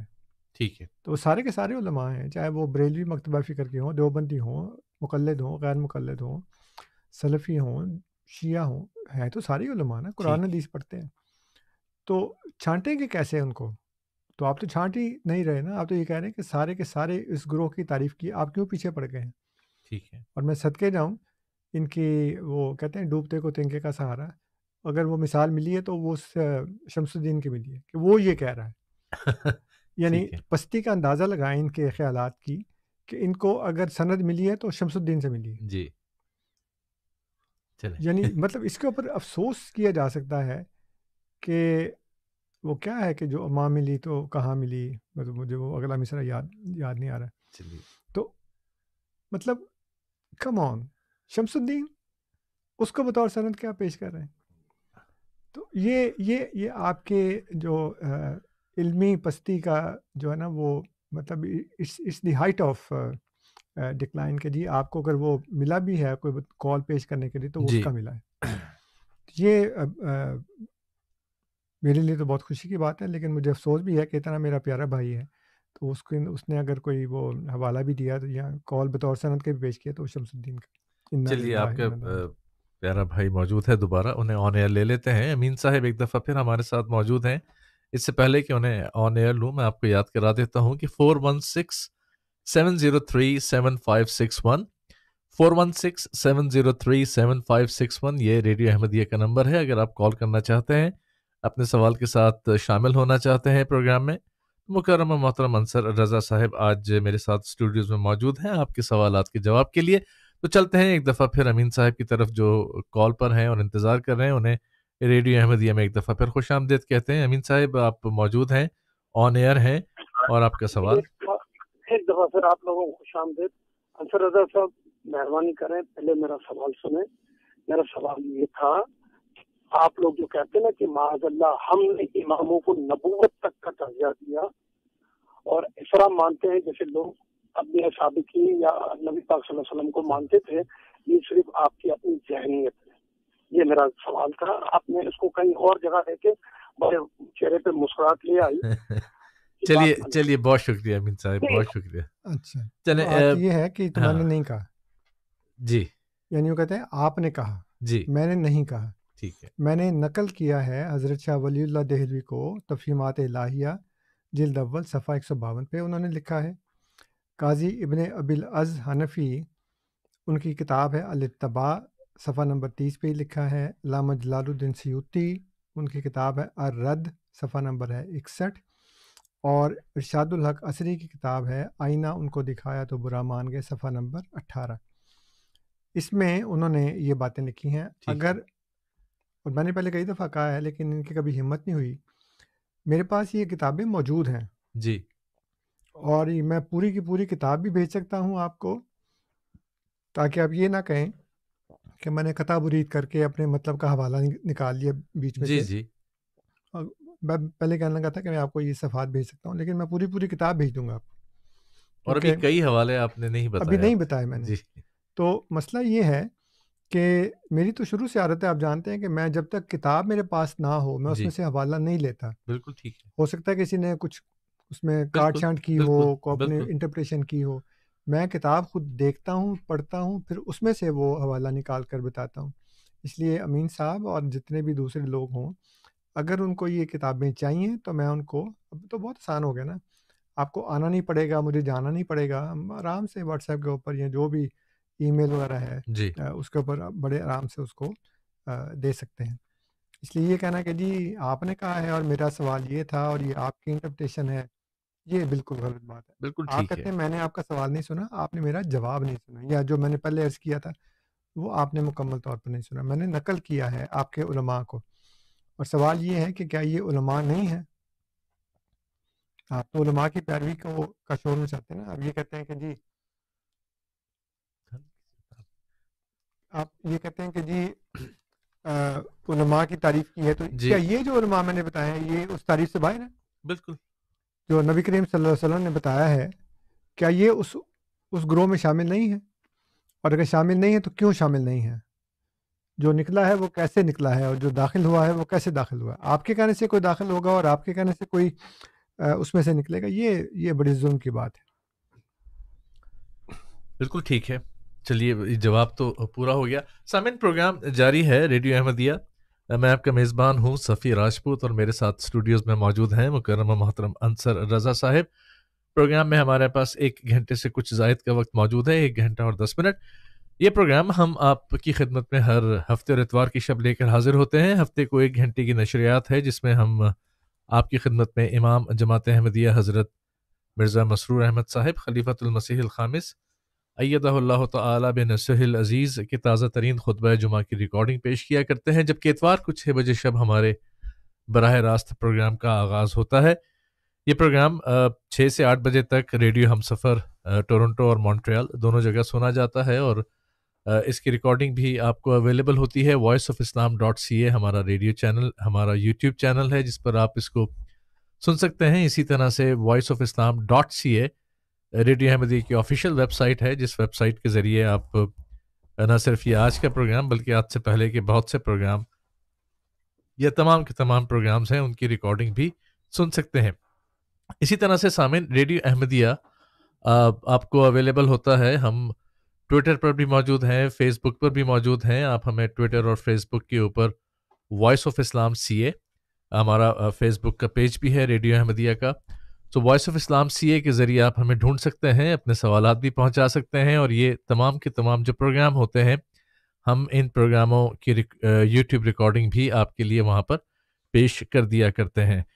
تو بہت سے ذرائع ہیں جن کے ذریعے آپ ہم تک پہنچ سکتے ہیں, اور جیسا کہ آج میرے مہمان ہیں انصر رضا صاحب, انہوں نے بھی آپ سے کہا کہ جتنے حوالہ جات پڑھے جاتے ہیں, جو باتیں یہاں پر کی جاتی ہیں, آپ اگر ان کی تصدیق چاہتے ہیں, ان حوالہ جات کو آپ چاہتے ہیں کہ آپ تک پہنچیں, وہ کتب آپ تک پہنچیں, تو بہت آسان ہے. آپ ہمیں voiceofislam.ca کے ذریعے آئیے اور آ کر ہمیں ای میل بھی بھیج سکتے ہیں info@voiceofislam.ca پر, یا پھر آپ اسی ویب سائٹ کے ذریعے کانٹیکٹ اس میں جا کر اپنا سوال یا جو حوالہ آپ کو چاہیے اس کے بارے میں بات کر سکتے ہیں, اور وہ انشاءاللہ ٹیم ریڈیو احمدیہ کی آپ تک پہنچا دے گی.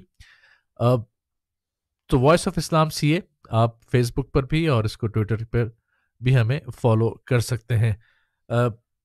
اگر آپ کال کرنا چاہتے ہیں اور ریڈیو احمدیہ کا حصہ بننا چاہتے ہیں تو 4167037561 نمبر ہے اسٹوڈیوز کا, 4167037561. آپ کال کر سکتے ہیں اور ریڈیو احمدیہ کا حصہ بن سکتے ہیں. انصر صاحب, امین صاحب دوبارہ آئے ہیں, جی کوئی بات لگتا ہے ان کی رہ گئی ہے, ان سے پوچھ لیتے ہیں. امین صاحب خوش آمدید ایک دفعہ پھر, اور آپ آن ایئر ہیں. جی خوش آمدید انصر رضا صاحب, آپ کی دعوت کا شکریہ. ایک دفعہ میں نے آپ کو فون کیا تھا, آپ نے اوپنلی ریڈیو پہ میری انسلٹ کی کہ یہ شخص میرا دماغ کھا گیا, تو میں نے یہی سوچا کہ بھائی میرے اوپر 10 سارا کے اور لگ جائیں گے, تو میں نے آپ کا نمبر ڈیلیٹ کر دیا. اگر آپ اس طرح کی حرکتیں نہ کریں تو میں آپ کے ساتھ واٹس ایپ پہ, فیس بک پہ سب کے لیے جڑنے کے لیے تیار ہوں. اچھا, اب میرا سوال یہ آ جاتا ہے کہ ایک شخص نے آنکھ ہی کھولی مرزائیت میں, اس نے دیکھا سب کچھ, وہ سند نہیں ہے, اس نے جو کچھ دیکھا سچ بتا دیا, تو اس میں ہمارا کیا قصور ہے؟ اور آپ جو کہتے ہیں کہ آپ نے فلاں عالموں کا نام لیے, تو وہی تو بات میری سچ ہو گئی نا, کہ انہوں نے بات جو کی, کسی ایک شخص کا نام لے کے بتا دیں کہ ہم کسی ایک امام کو معاذ اللہ استغفر اللہ نبوت کا درجہ دیا, کوئی ایک شخص سامنے لے آ جائے تو آپ کی بات کو میں ماننے کے لیے تیار ہو جاؤں گا. یہ میرے سوالات ہیں, برائے مہربانی. چلیے بہت شکریہ. جی, پہلی بات تو یہ ہے کہ یہ ایک بندہ ہے جس نے مرزائیت میں آنکھ کھولی, اور آپ نے یہ فرض کر لیا کہ اس نے سب کچھ دیکھ لیا اور اس نے سب کچھ پڑھ لیا, اور وہ جو لاکھوں ہزاروں اور کروڑوں لوگ جو ہیں دنیا بھر میں, چلیں آپ لاکھوں ہی رکھ لیں جی, جنہوں نے آپ کے دین میں آنکھ کھولی, اور I am one of them الحمدللہ, جی, میں بھی ان میں شامل ہوں. میں نے دیکھا آپ کو کہ یہ کیا ہے, تو پھر اب میں جو کہہ رہا ہوں وہ اپنے مشاہدے اور تجربے اور علم کی بنیاد پر کہہ رہا ہوں. اتنے ہی نمبر آپ کو بھی دینے چاہیے نا کم از کم.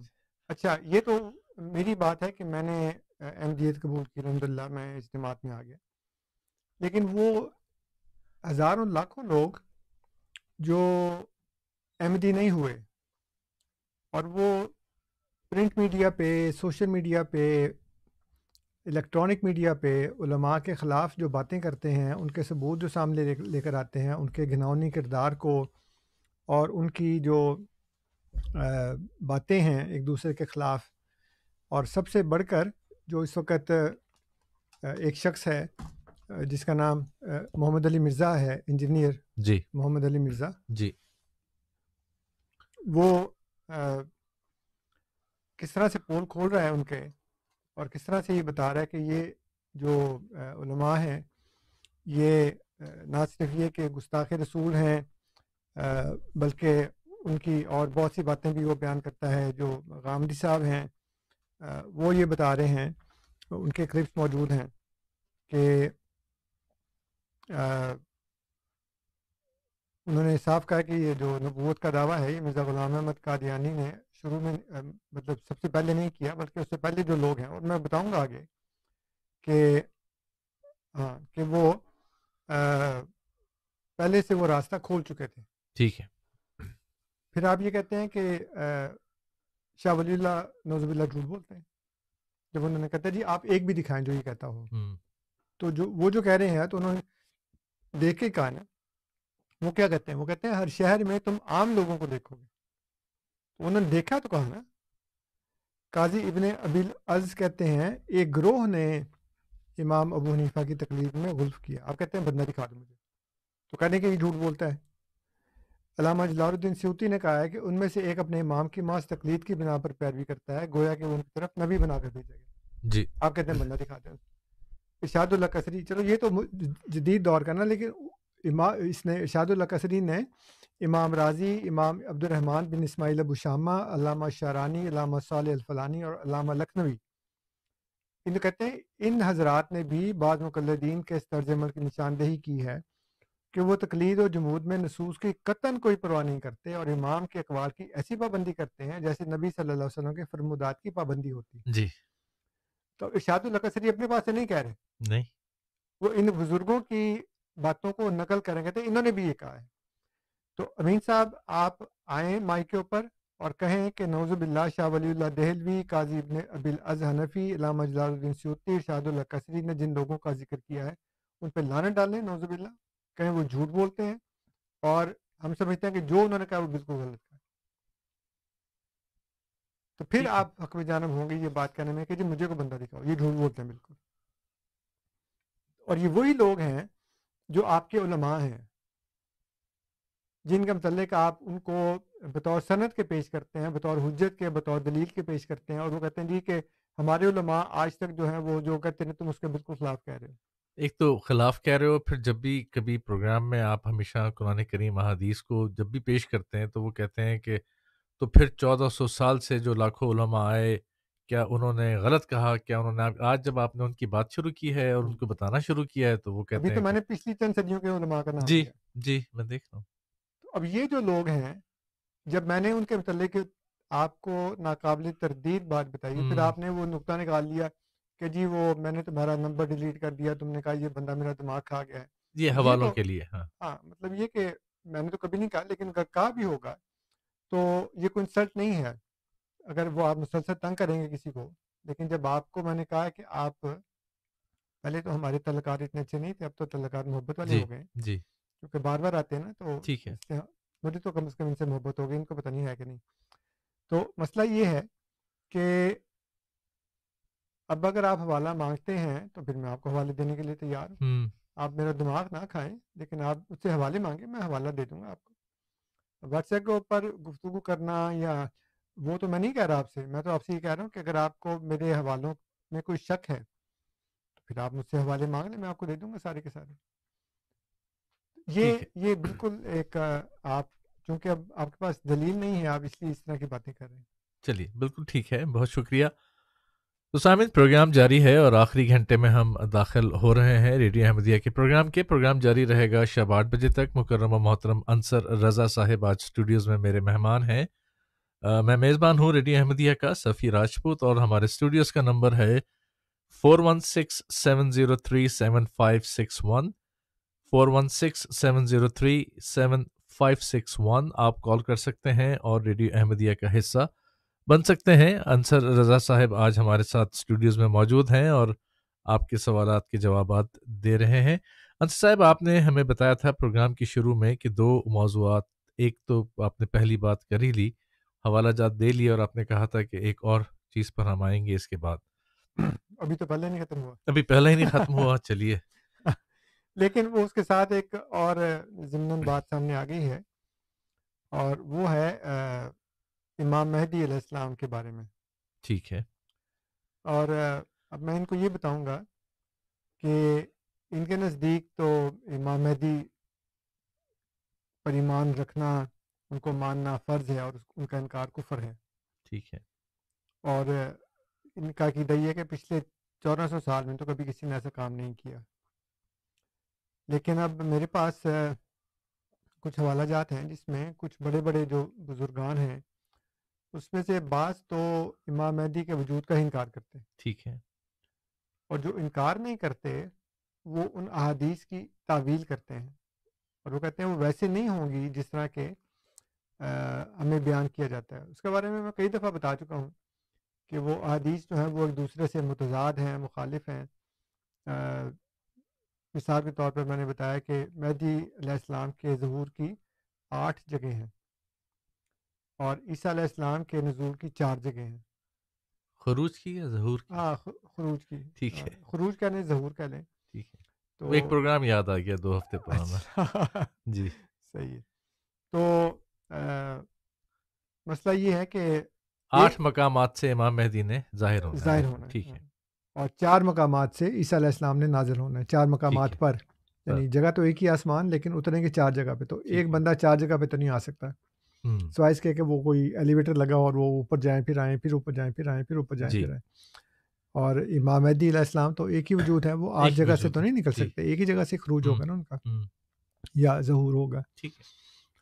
تو جو کچھ لوگ تو بالکل انکار کر دیتے ہیں کہ آئے گا ہی نہیں، اور کچھ جو ہیں وہ انکار تو نہیں کرتے، لیکن وہ احادیث جو پیش کی جاتی ہیں ان کے بارے میں وہ تعویلات کرتے ہیں۔ تو میرے پاس ایک کتاب ہے، اس کا نام ہے تاریخ المشاہیر۔ یہ تاریخ المشاہیر جو ہے یہ قاضی سلمان منصور پوری صاحب نے لکھی ہے، وہ وہی مشہور ہیں جنہوں نے کتاب لکھی ہے رحمت للعالمین، سیرت النبی کی مشہور کتاب ہے نا، اس کے مصنف ہیں یہ۔ وہ لکھتے ہیں کہ قارئین ان حالات کو پڑھیں اور دیکھیں کہ مہدی کے نام سے دنیا میں بالخصوص دنیا اسلام میں کیا کچھ ہو چکا ہے۔ مجھے اس مقام پر اس قدر لکھ دینا چاہیے کہ ظہور مہدی کے متعلق اگرچہ روایات بکثرت ہیں جن کا شمار درجنوں پر ہے، مگر ایسی حدیث ایک بھی نہیں ہے جو محدثین کے مسلمہ اصول تنقید کے مطابق صحیح مسند مرفوع کا درجہ رکھتی ہو۔ العلم عند اللہ۔ تو یہ تو وہ کہہ رہے ہیں کہ جی حدیثیں تو بے شمار ہیں، لیکن کوئی ایک بھی ایسی نہیں ہے جو محدثین کے اصولوں کے مطابق اترتی ہو۔ عبید اللہ سندھی صاحب لکھتے ہیں، کہتے ہیں کہ احادیث مہدی کو غیر معتبر ثابت کرنے کے واسطے بہت سے علماء، محدثین اور مورخین بھی موجود ہیں جن سے ایک عقل والے آدمی کی تسلی ہو جاتی ہے کہ یہ بات فقط شیعہ ازم کی ہے جہاں سے اہل سنت نے لے لی ہے۔ کتاب کا نام ہے عقیدہ انتظار مسیح میں، اس میں وہ لکھتے ہیں کہ اب جب آپ دیکھیں تو آپ کو پتہ لگے یہ ساری غیر معتبر ہیں جی۔ اور اصل میں یہ شیعوں کا کانسیپٹ تھا، کیونکہ شیعوں نے بنائی۔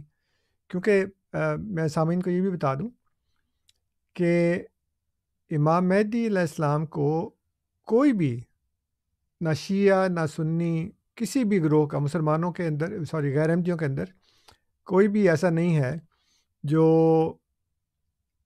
ان کو نبی یا رسول کہتا ہو۔ جی۔ تو نبی اور رسول جو ہیں اس پر ایمان لایا جاتا ہے نا، بالکل۔ غیر نبی اور غیر رسول پر تو ایمان نہیں لایا جاتا۔ ٹھیک ہے، ٹھیک ہے۔ لیکن چونکہ شیعوں کے ہاں یہ اصول دین میں شامل ہے امامت، جی، اس لیے انہوں نے اس کے اوپر ایمان لانے کو جو ہے نا وہ فرض قرار دے دیا۔ جی۔ اور سنی جتنے بھولے بالے ہیں کہ وہ بغیر سوچے سمجھے انہوں نے اس کانسیپٹ کو اپنے اندر داخل کر دیا۔ ٹھیک ہے۔ یعنی سنی کہتے ہیں امام مہدی جو ہے نا وہ نہ نبی ہے نہ رسول ہیں، لیکن ان پر ایمان لانا فرض۔ بھئی ایمان کیسے لائیں؟ یہاں تو ان کو نبی اور رسول کہو۔ اور اگر نبی اور رسول نہیں کہتے تو پھر ان پر ایمان لانا فرض نہیں ہے۔ بالکل صحیح۔ تو یہ ایک ایسی متضاد بات ہے جس کا لوگوں کو سوچنا چاہیے کہ ان کے ساتھ کیا ہو رہا ہے۔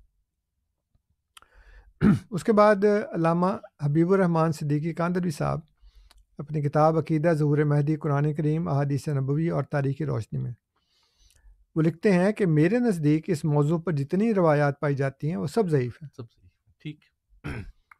پھر محمد منیر قمر نواب الدین صاحب امام مہدی کے متعلق احادیث کے متعلق لکھتے ہیں، امام مہدی کے بارے میں بکثرت احادیث وارد ہوئی ہیں، اگرچہ ان میں سے زیادہ تر ضعیف و غریب ہیں، لیکن بعض حسن درجے کی ہیں، جبکہ ان میں سے تو کچھ سند کے اعتبار سے صحیح بھی ہیں۔ یعنی اب معاملہ گڑمڑ ہو گیا، کچھ تو ہیں وہ کچھ تو سند کے حساب سے صحیح بھی ہیں، لیکن زیادہ تر ضعیف و غریب ہیں۔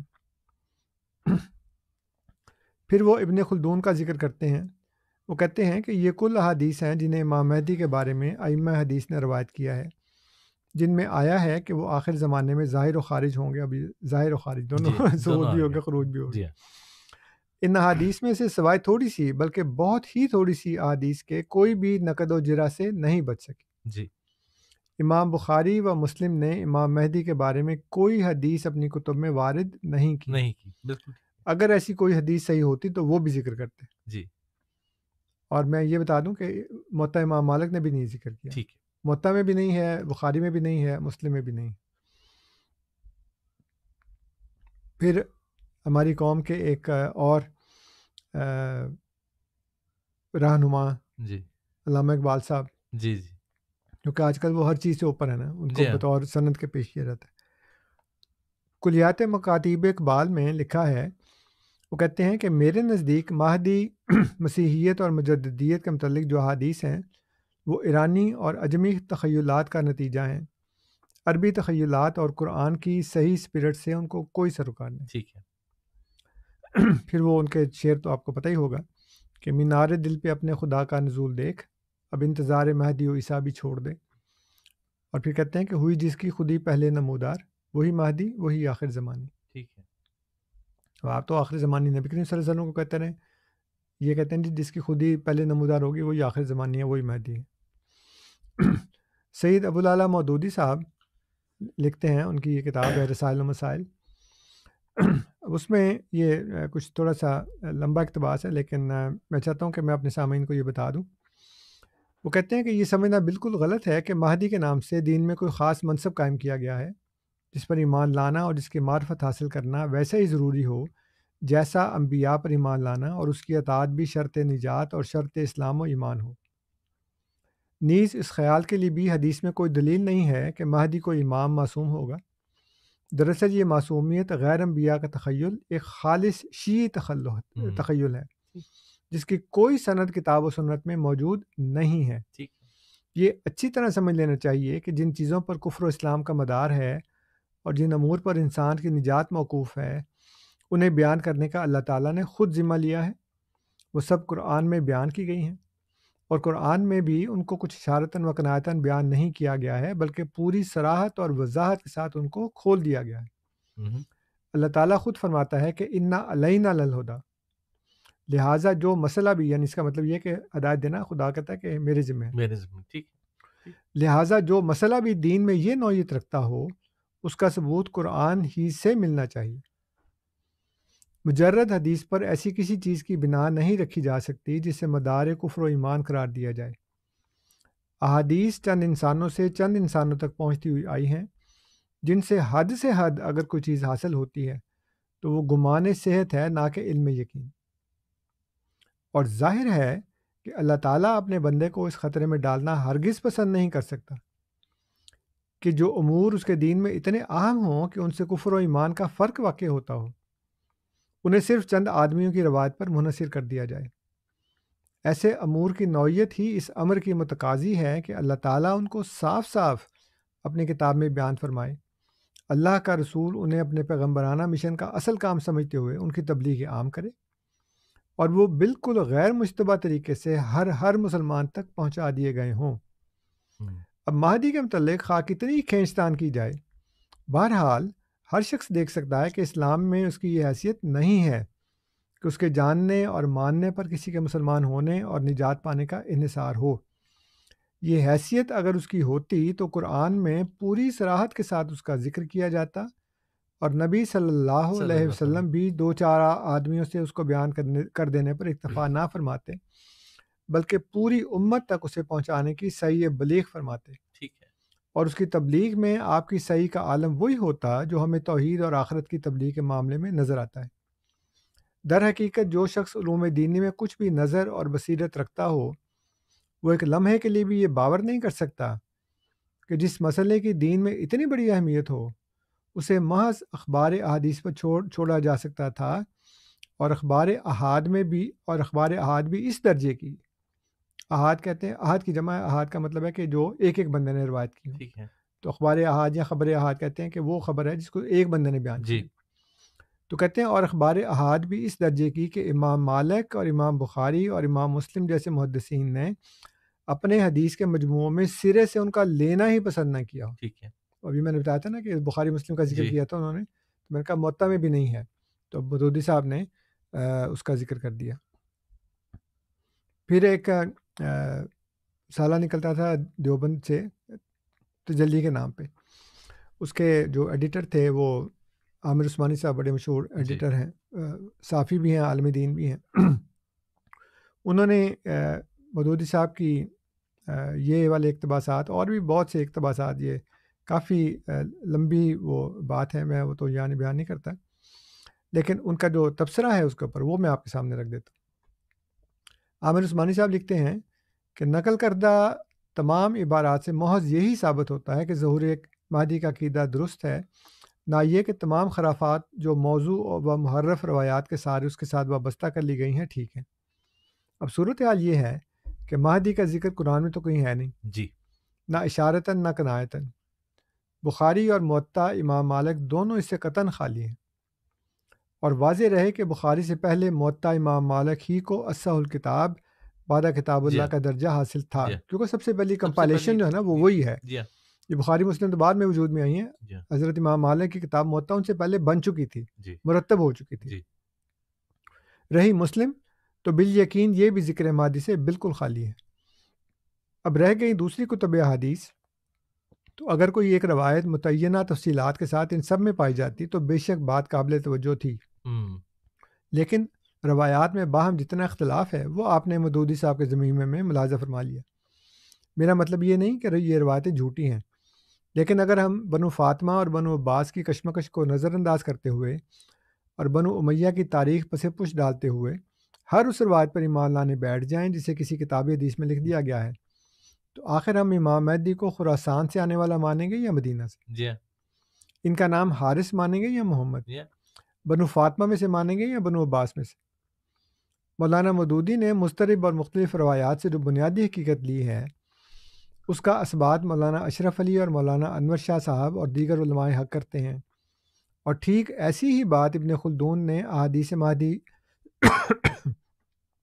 بیان کرنے کے بعد کہی ہے کہ فہذہ جملۃ الاحادیث التی خرجها الائمۃ فی شان المہدی وخروجہ آخر الزمان وہی کما رأیت لم یخلص منها من النقد الا القلیل والاقل منه۔ مطلب بس یہ تمام حدیثیں جن کی تخریج ائمہ نے مہدی کی شان میں اور ان کے آخر زمانے میں پیدا ہونے کے بارے میں کی ہے، ان کا حال جیسا کہ تم دیکھ رہے ہو یہ ہے کہ نقد کے بعد یعنی تنقید کے بعد ان میں سے بہت ہی کم جوہر خالص نکلتا ہے۔ یہ مقدمہ ابن خلدون میں لکھا۔ آگے عثمانی صاحب لکھتے ہیں کہ روایات مہدی کا پایہ روایت غیر جانبداری سے اگر تاریخ پر نظریں ڈالی جائیں تو معلوم ہوگا کہ ظہور مہدی کی روایتیں پھیلانے میں شیعہ حضرات نے اور بنو امیہ نے اور بنو عباس نے اپنی اپنی دنیاوی منفتوں اور حرص و ہوا کی خاطر خوب کام لیا۔ حصہ بقدر جثہ۔ بنو امیہ کے ہاتھوں شیعہ حضرات جب بری طرح پائمال ہو گئے اور ان کی جماعت میں ایک ہمہ گیر مایوسی چھا گئی تو ان کے سمجھدار لوگوں نے مہدی موعود کے تصور کو بہیں طور ابھارا کہ مایوسی امید میں بدلی اور پیاسوں کو کیسا سراب نظر آ گیا جسے وہ مدت تک پانی سمجھ کر گرما گرم دوڑ لگاتے رہے۔ بعدہ بنو امیہ نے اس تخیل کو اپنے مفادات کے سانچے میں ڈالا اور ان کے بعد بنو عباس نے برسر اقتدار آنے پر ان لوگوں کی خاطر ظہور مہدی کی روایات کو تحریف و ترمیم کے ساتھ ابھارا جنہوں نے بنو ہاشم کے لیے بنو امیہ کا تختہ الٹا تھا۔ مقصد یہ تھا کہ عوام کو سمجھایا جا سکے کہ تخت کے صحیح حقدار بنو عباس ہیں۔ سچ یہ ہے کہ مولانا مودودی نے زمینوں میں جتنی روایات ذکر کی ہیں قریب قریب سب مقام ثقافت یعنی سچائی اور پایہ حجیت سے ہٹی ہوئی ہیں سوائے روایت مسلم کے۔ تو روایت مسلم پر مولانا مودودی کا اعتقاد صراحتاً ظاہر ہو چکا، اور مزید ثبوت چاہیے تو تجدید احیاء دین دیکھ ڈالیے، اس میں اسی حدیث مسلم کا مفہوم و مطلب مولانا نے بیان فرمایا ہے۔ رہی یہ بات کہ انہوں نے کہہ دیا کہ مسلم میں مہدی کا ذکر نہیں، تو یہ تو ایسی حقیقت ہے جسے انتا بھی دیکھ سکتا ہے۔ یہی بات ابن خلدون نے کہی ہے کہ ولا دلیل یقوم علی انہ المراد منہا، اور کوئی دلیل اس بات کی نہیں ہے کہ مسلم کی روایت سے مہدی مراد ہے۔ ایسا کوئی بھی عالم جو دین کو محض گورکھ دندہ نہ سمجھتا ہو بلکہ اسے وہ زندہ قابل عمل لاہ زندگی تصور کرتا ہو، کبھی بھی ایسی روایتوں پر بھروسہ نہ کرے جنہیں بخاری مسلم جیسے معتبر محدثین نے قابل ترک سمجھتا ہو۔ تو یہ بھی ایک مزید 1.5 صفحے کا اقتباس ہے۔ تو مطلب اس کا یہ ہے کہ مسلم میں جو وہ حدیث ہے نا کہ وہ جب عیسیٰ علیہ السلام نازل ہوں گے تو نماز کھڑی ہو چکی ہوگی، جی جی جی، اور وہ امام ہوگا تو وہ مصلی پہ جا چکا ہوگا، اور وہ عیسیٰ علیہ السلام کو دیکھے گا تو کہیں گے جی آئیں نماز پڑھائیں، تو کہیں گے نہیں نہیں، یہ تو تمہاری امت کا ہی حق ہے جی، اس سے کھینچتان کے لیے اس سے مراد امام مہدی۔ حالانکہ مطلب یہ وہ ایک خوش فہمی ہے، کھینچتان کے آپ جو مرضی کر لیں، لیکن اس میں یہ تو نہیں لکھا کہ وہ امام مہدی امام ہے۔ آپ امام سے امام مہدی مراد لیں تو آپ کی مرضی ہے، جو مرضی کرتے رہیں آپ۔ ڈاکٹر اسرار احمد صاحب کی جو تنظیم اسلامی تھی اس کے تحت رسالہ میثاق میں ایک مضمون میں لکھا ہے، کہتے ہیں کہ حضرت امام مہدی کے متعلق وارث شدہ تمام روایات سے یہ حقیقت بھی مترشح ہوتی ہے کہ وہ نہ تو انبیاء اور رسول کی طرح دعوت دین کی کسی تحریک کا آغاز کریں گے، اور نہ ہی اس دعوت و تحریک کو پھیلانے کے لیے ایک طویل و صبر آزما جد و جہد کریں گے، بلکہ ان کا ظہور تو اچانک و دفتن ہوگا۔ ایک جماعت کثیر ان کی اطاعت پر آمادہ و مستعد ہوگی، اور ان کی قیادت میں فتوحات پر فتوحات حاصل ہونا شروع کر دے گی، جبکہ ایسا ہونا تو نہ تو عملاً ممکن ہے اور نہ ہی تاریخی حقائق اس کی تصدیق کرتے ہیں۔ خاتم الانبیاء حضرت محمد صلی اللہ علیہ وآلہ وسلم کی آمد کی پیشگوئیاں تمام الہامی کتب میں موجود تھیں، مگر اس کے باوجود ہم دیکھتے ہیں کہ آپ صلی اللہ علیہ وسلم کی آمد پر بھی ایسا کوئی معجزہ ظہور پذیر نہ ہوا تھا بالکل کہ لوگوں نے فی الفور آپ کی اطاعت کرنا شروع کر دی ہو۔ وہ یہودی جو آپ صلی اللہ علیہ وسلم کی آمد سے قبل مشرکین عرب کو آپ کے ظہور کے حوالے سے خبردار کیا کرتے تھے، انہوں نے بھی آپ صلی اللہ علیہ وسلم کی نہ صرف اطاعت سے انکار کیا تھا بلکہ آپ صلی اللہ علیہ وسلم کے بدترین دشمن بھی ثابت ہوئے تھے۔ تو پھر ظہور حضرت مہدی کی حقیقت کیا ہے؟ کیا صدیوں سے قائم فرسودہ ظالمانہ نظام کو یکایک بیخ و بن سے اکھاڑ پھینکنا حضرت مہدی کے لیے ممکن ہو سکتا ہے؟ یہ جی میثاق جنوری 2010 کا مضمون ہے، محمد نذیر یاسین صاحب نے لکھا ہے، اور اس کا ٹائٹل ہے حضرت امام مہدی خلیفہ اول دوم یا سوم۔ اس میں اور بھی بڑی مزے کی باتیں، میں صرف آپ کو سامنے یہ بتا رہا ہوں۔ سوری انصر صاحب، میں آپ کی بات کو کاٹ رہا ہوں، لیکن یہ بہت ہی اہم آپ نے آج حوالے سارے پڑھے ہیں۔ ہم اتنے سالوں سے جو پروگرامز یہاں پر کر رہے ہیں، کئی ہمارے کالرز جو میرے ذہن میں جن کے نام آ رہے ہیں، امین صاحب سمیت ناصر صاحب تھے اور انہوں نے ہمیشہ ایسی روایات لا کر بس آپ کے سامنے رکھی، اور اس پہ جم جاتے ہیں کہ نہیں وہ تو اطرتی فاطمہ ہے، وہ تو دمشق میں آئے گا، وہ تو مدینے سے نکلے گا، وہ تو یہ ہوگا۔ اور آج آپ نے ان سب کے حوالہ جات پڑھ کے جواب تو ہمیشہ ہی دیے ہیں، لیکن یہ حوالے آج جو ہیں یہ تو میرا خود دل کر رہا ہے کہ امین صاحب کو ضرور بھیجنے چاہیے اور ان کو پڑھنے چاہیے بڑے غور سے۔ ہاں، اور مسئلہ یہ ہے کہ میں نے آج یہ حوالہ جات فار دا سیک آف حوالہ جات نہیں پیش کیے، میں نے اس لیے پیش کیے ہیں کہ انہوں نے جو بت بنا رکھے ہیں اپنے دلوں میں علماء کے، کہ جی علماء نے یہ باتیں کیں اور تم علماء کا وہ ابھی پھر بھی انہوں نے کہا کہ جی وہ یہ بندہ کہتا ہے جو ان کا بڑا مستند سہارا بنا ہے، وہ یہ کہتے ہیں جی کہ شروع سے علماء کے خلاف ہیں۔ تو ہم علماء کے خلاف نہیں ہیں، ہم علماء سو کے خلاف ہیں، جس کو خدا نے کہا ہے کہ وہ گدھے ہیں، ان کے اوپر کتابیں لا دی گئی ہیں، جن کے متعلق خدا نے کہا ہے کہ وہ دوسروں کو نیکی کی تلقین کرتے ہیں، اپنے آپ کو بھول جاتے ہیں۔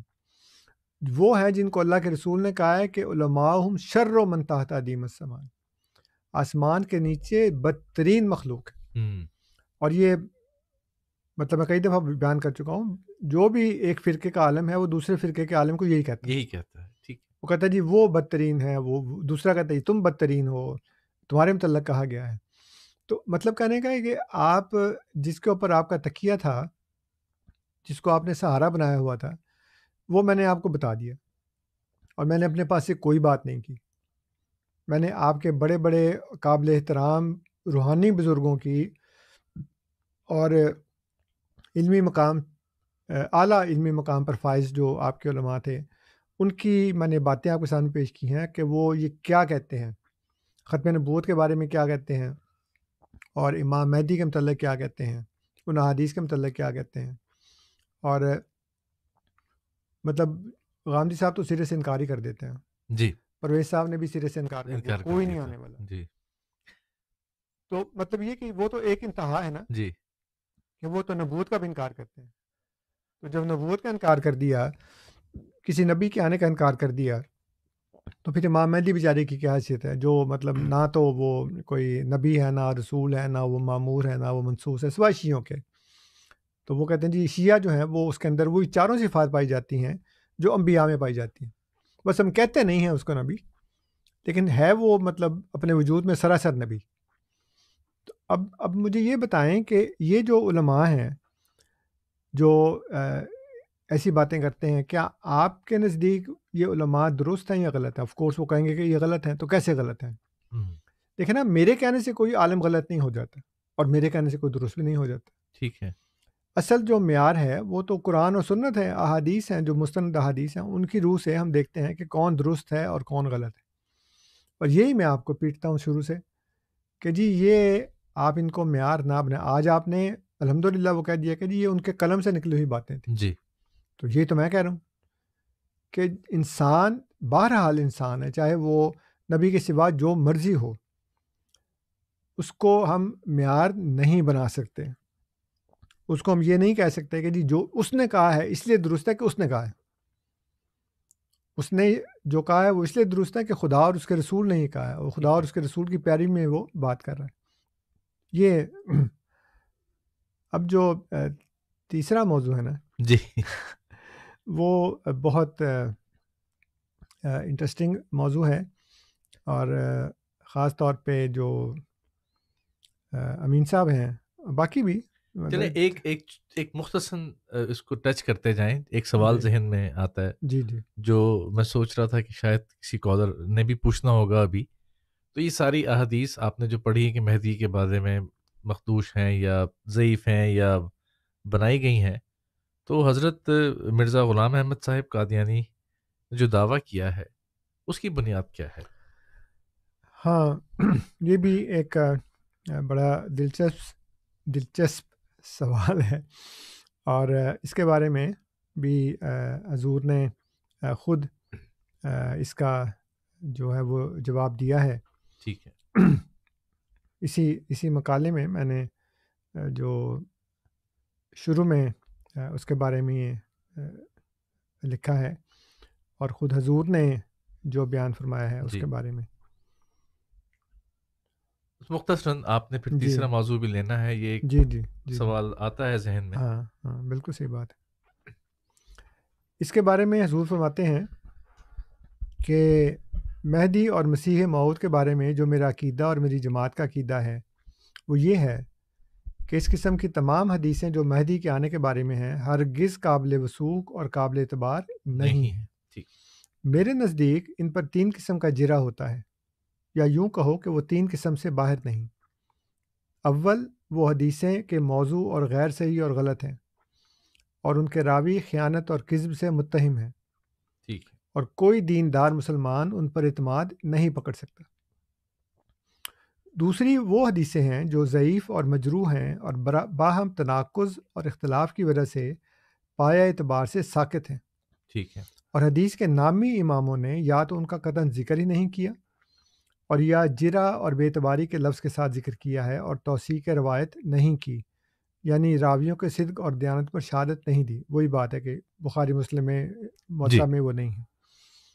تیسری، وہ حدیثیں ہیں جو در حقیقت صحیح تو ہیں، اور طرق متعددہ سے یعنی کئی طریقوں سے ان کی صحت کا پتہ ملتا ہے، لیکن یا تو وہ کسی پہلے زمانے میں پوری ہو چکی ہیں، ٹھیک ہے، اور مدت ہوئی کہ ان لڑائیوں کا خاتمہ ہو چکا ہے اور اب کوئی حالت منتظرہ باقی نہیں ہے، اور یا یہ بات ہے کہ ان میں ظاہری خلافت اور ظاہری لڑائیوں کا کچھ بھی ذکر نہیں، صرف ایک مہدی یعنی ہدایت یافتہ انسان کے آنے کی خوشخبری دی گئی ہے، اور اشارات سے بلکہ صاف لفظوں میں بھی بیان کیا گیا ہے کہ اس کی ظاہری بادشاہت اور خلافت نہیں ہوگی، اور نہ وہ لڑے گا اور نہ خون ریزی کرے گا اور نہ اس کی کوئی فوج ہوگی، اور روحانیت اور دلی توجہ کے زور سے دلوں میں دوبارہ ایمان قائم کر دے گا، جیسا کہ حدیث لا مہدی الا عیسیٰ جو ابن ماجہ کی کتاب میں جو اسی نام سے مشہور ہے اور حاکم کی کتاب مستدرک میں انس بن مالک سے روایت کی گئی ہے، اور یہ روایت محمد بن خالد جندی نے عباد بن صالح سے، اور عباد بن صالح نے حسن بصری سے، اور حسن بصری نے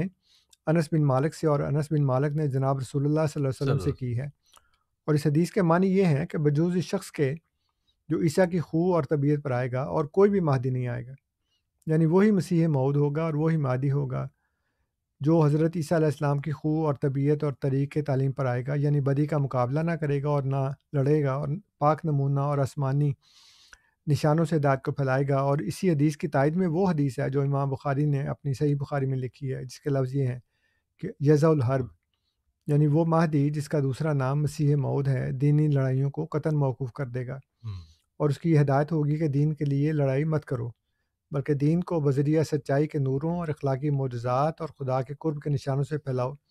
سو میں سچ سچ کہتا ہوں کہ جو شخص اس وقت دین کے لیے لڑائی کرتا ہے یا کسی لڑنے والے کی تائید کرتا ہے یا ظاہر یا پوشیدہ طور پر ایسا مشورہ دیتا ہے یا دل میں ایسی آرزوئیں رکھتا ہے، وہ خدا اور اس کے رسول کا فرمان اور خدا اور رسول کا فرمان ہے ان کی وصیتوں اور حدود اور فرائض سے باہر چلا گیا ہے۔ یہ حقیقت المہدی میں حضور فرماتے ہیں۔ ٹھیک ہے، تو اس میں ایک تھا حضور کا اقتباس، اور میں دیکھتا ہوں کہ وہ ہاں حضور لکھتے ہیں ایک جگہ پہ، پھر مولوی ثناء اللہ صاحب کہتے ہیں کہ آپ کو مسیح موت کی پیشگوئی کا خیال کیوں دل میں آیا؟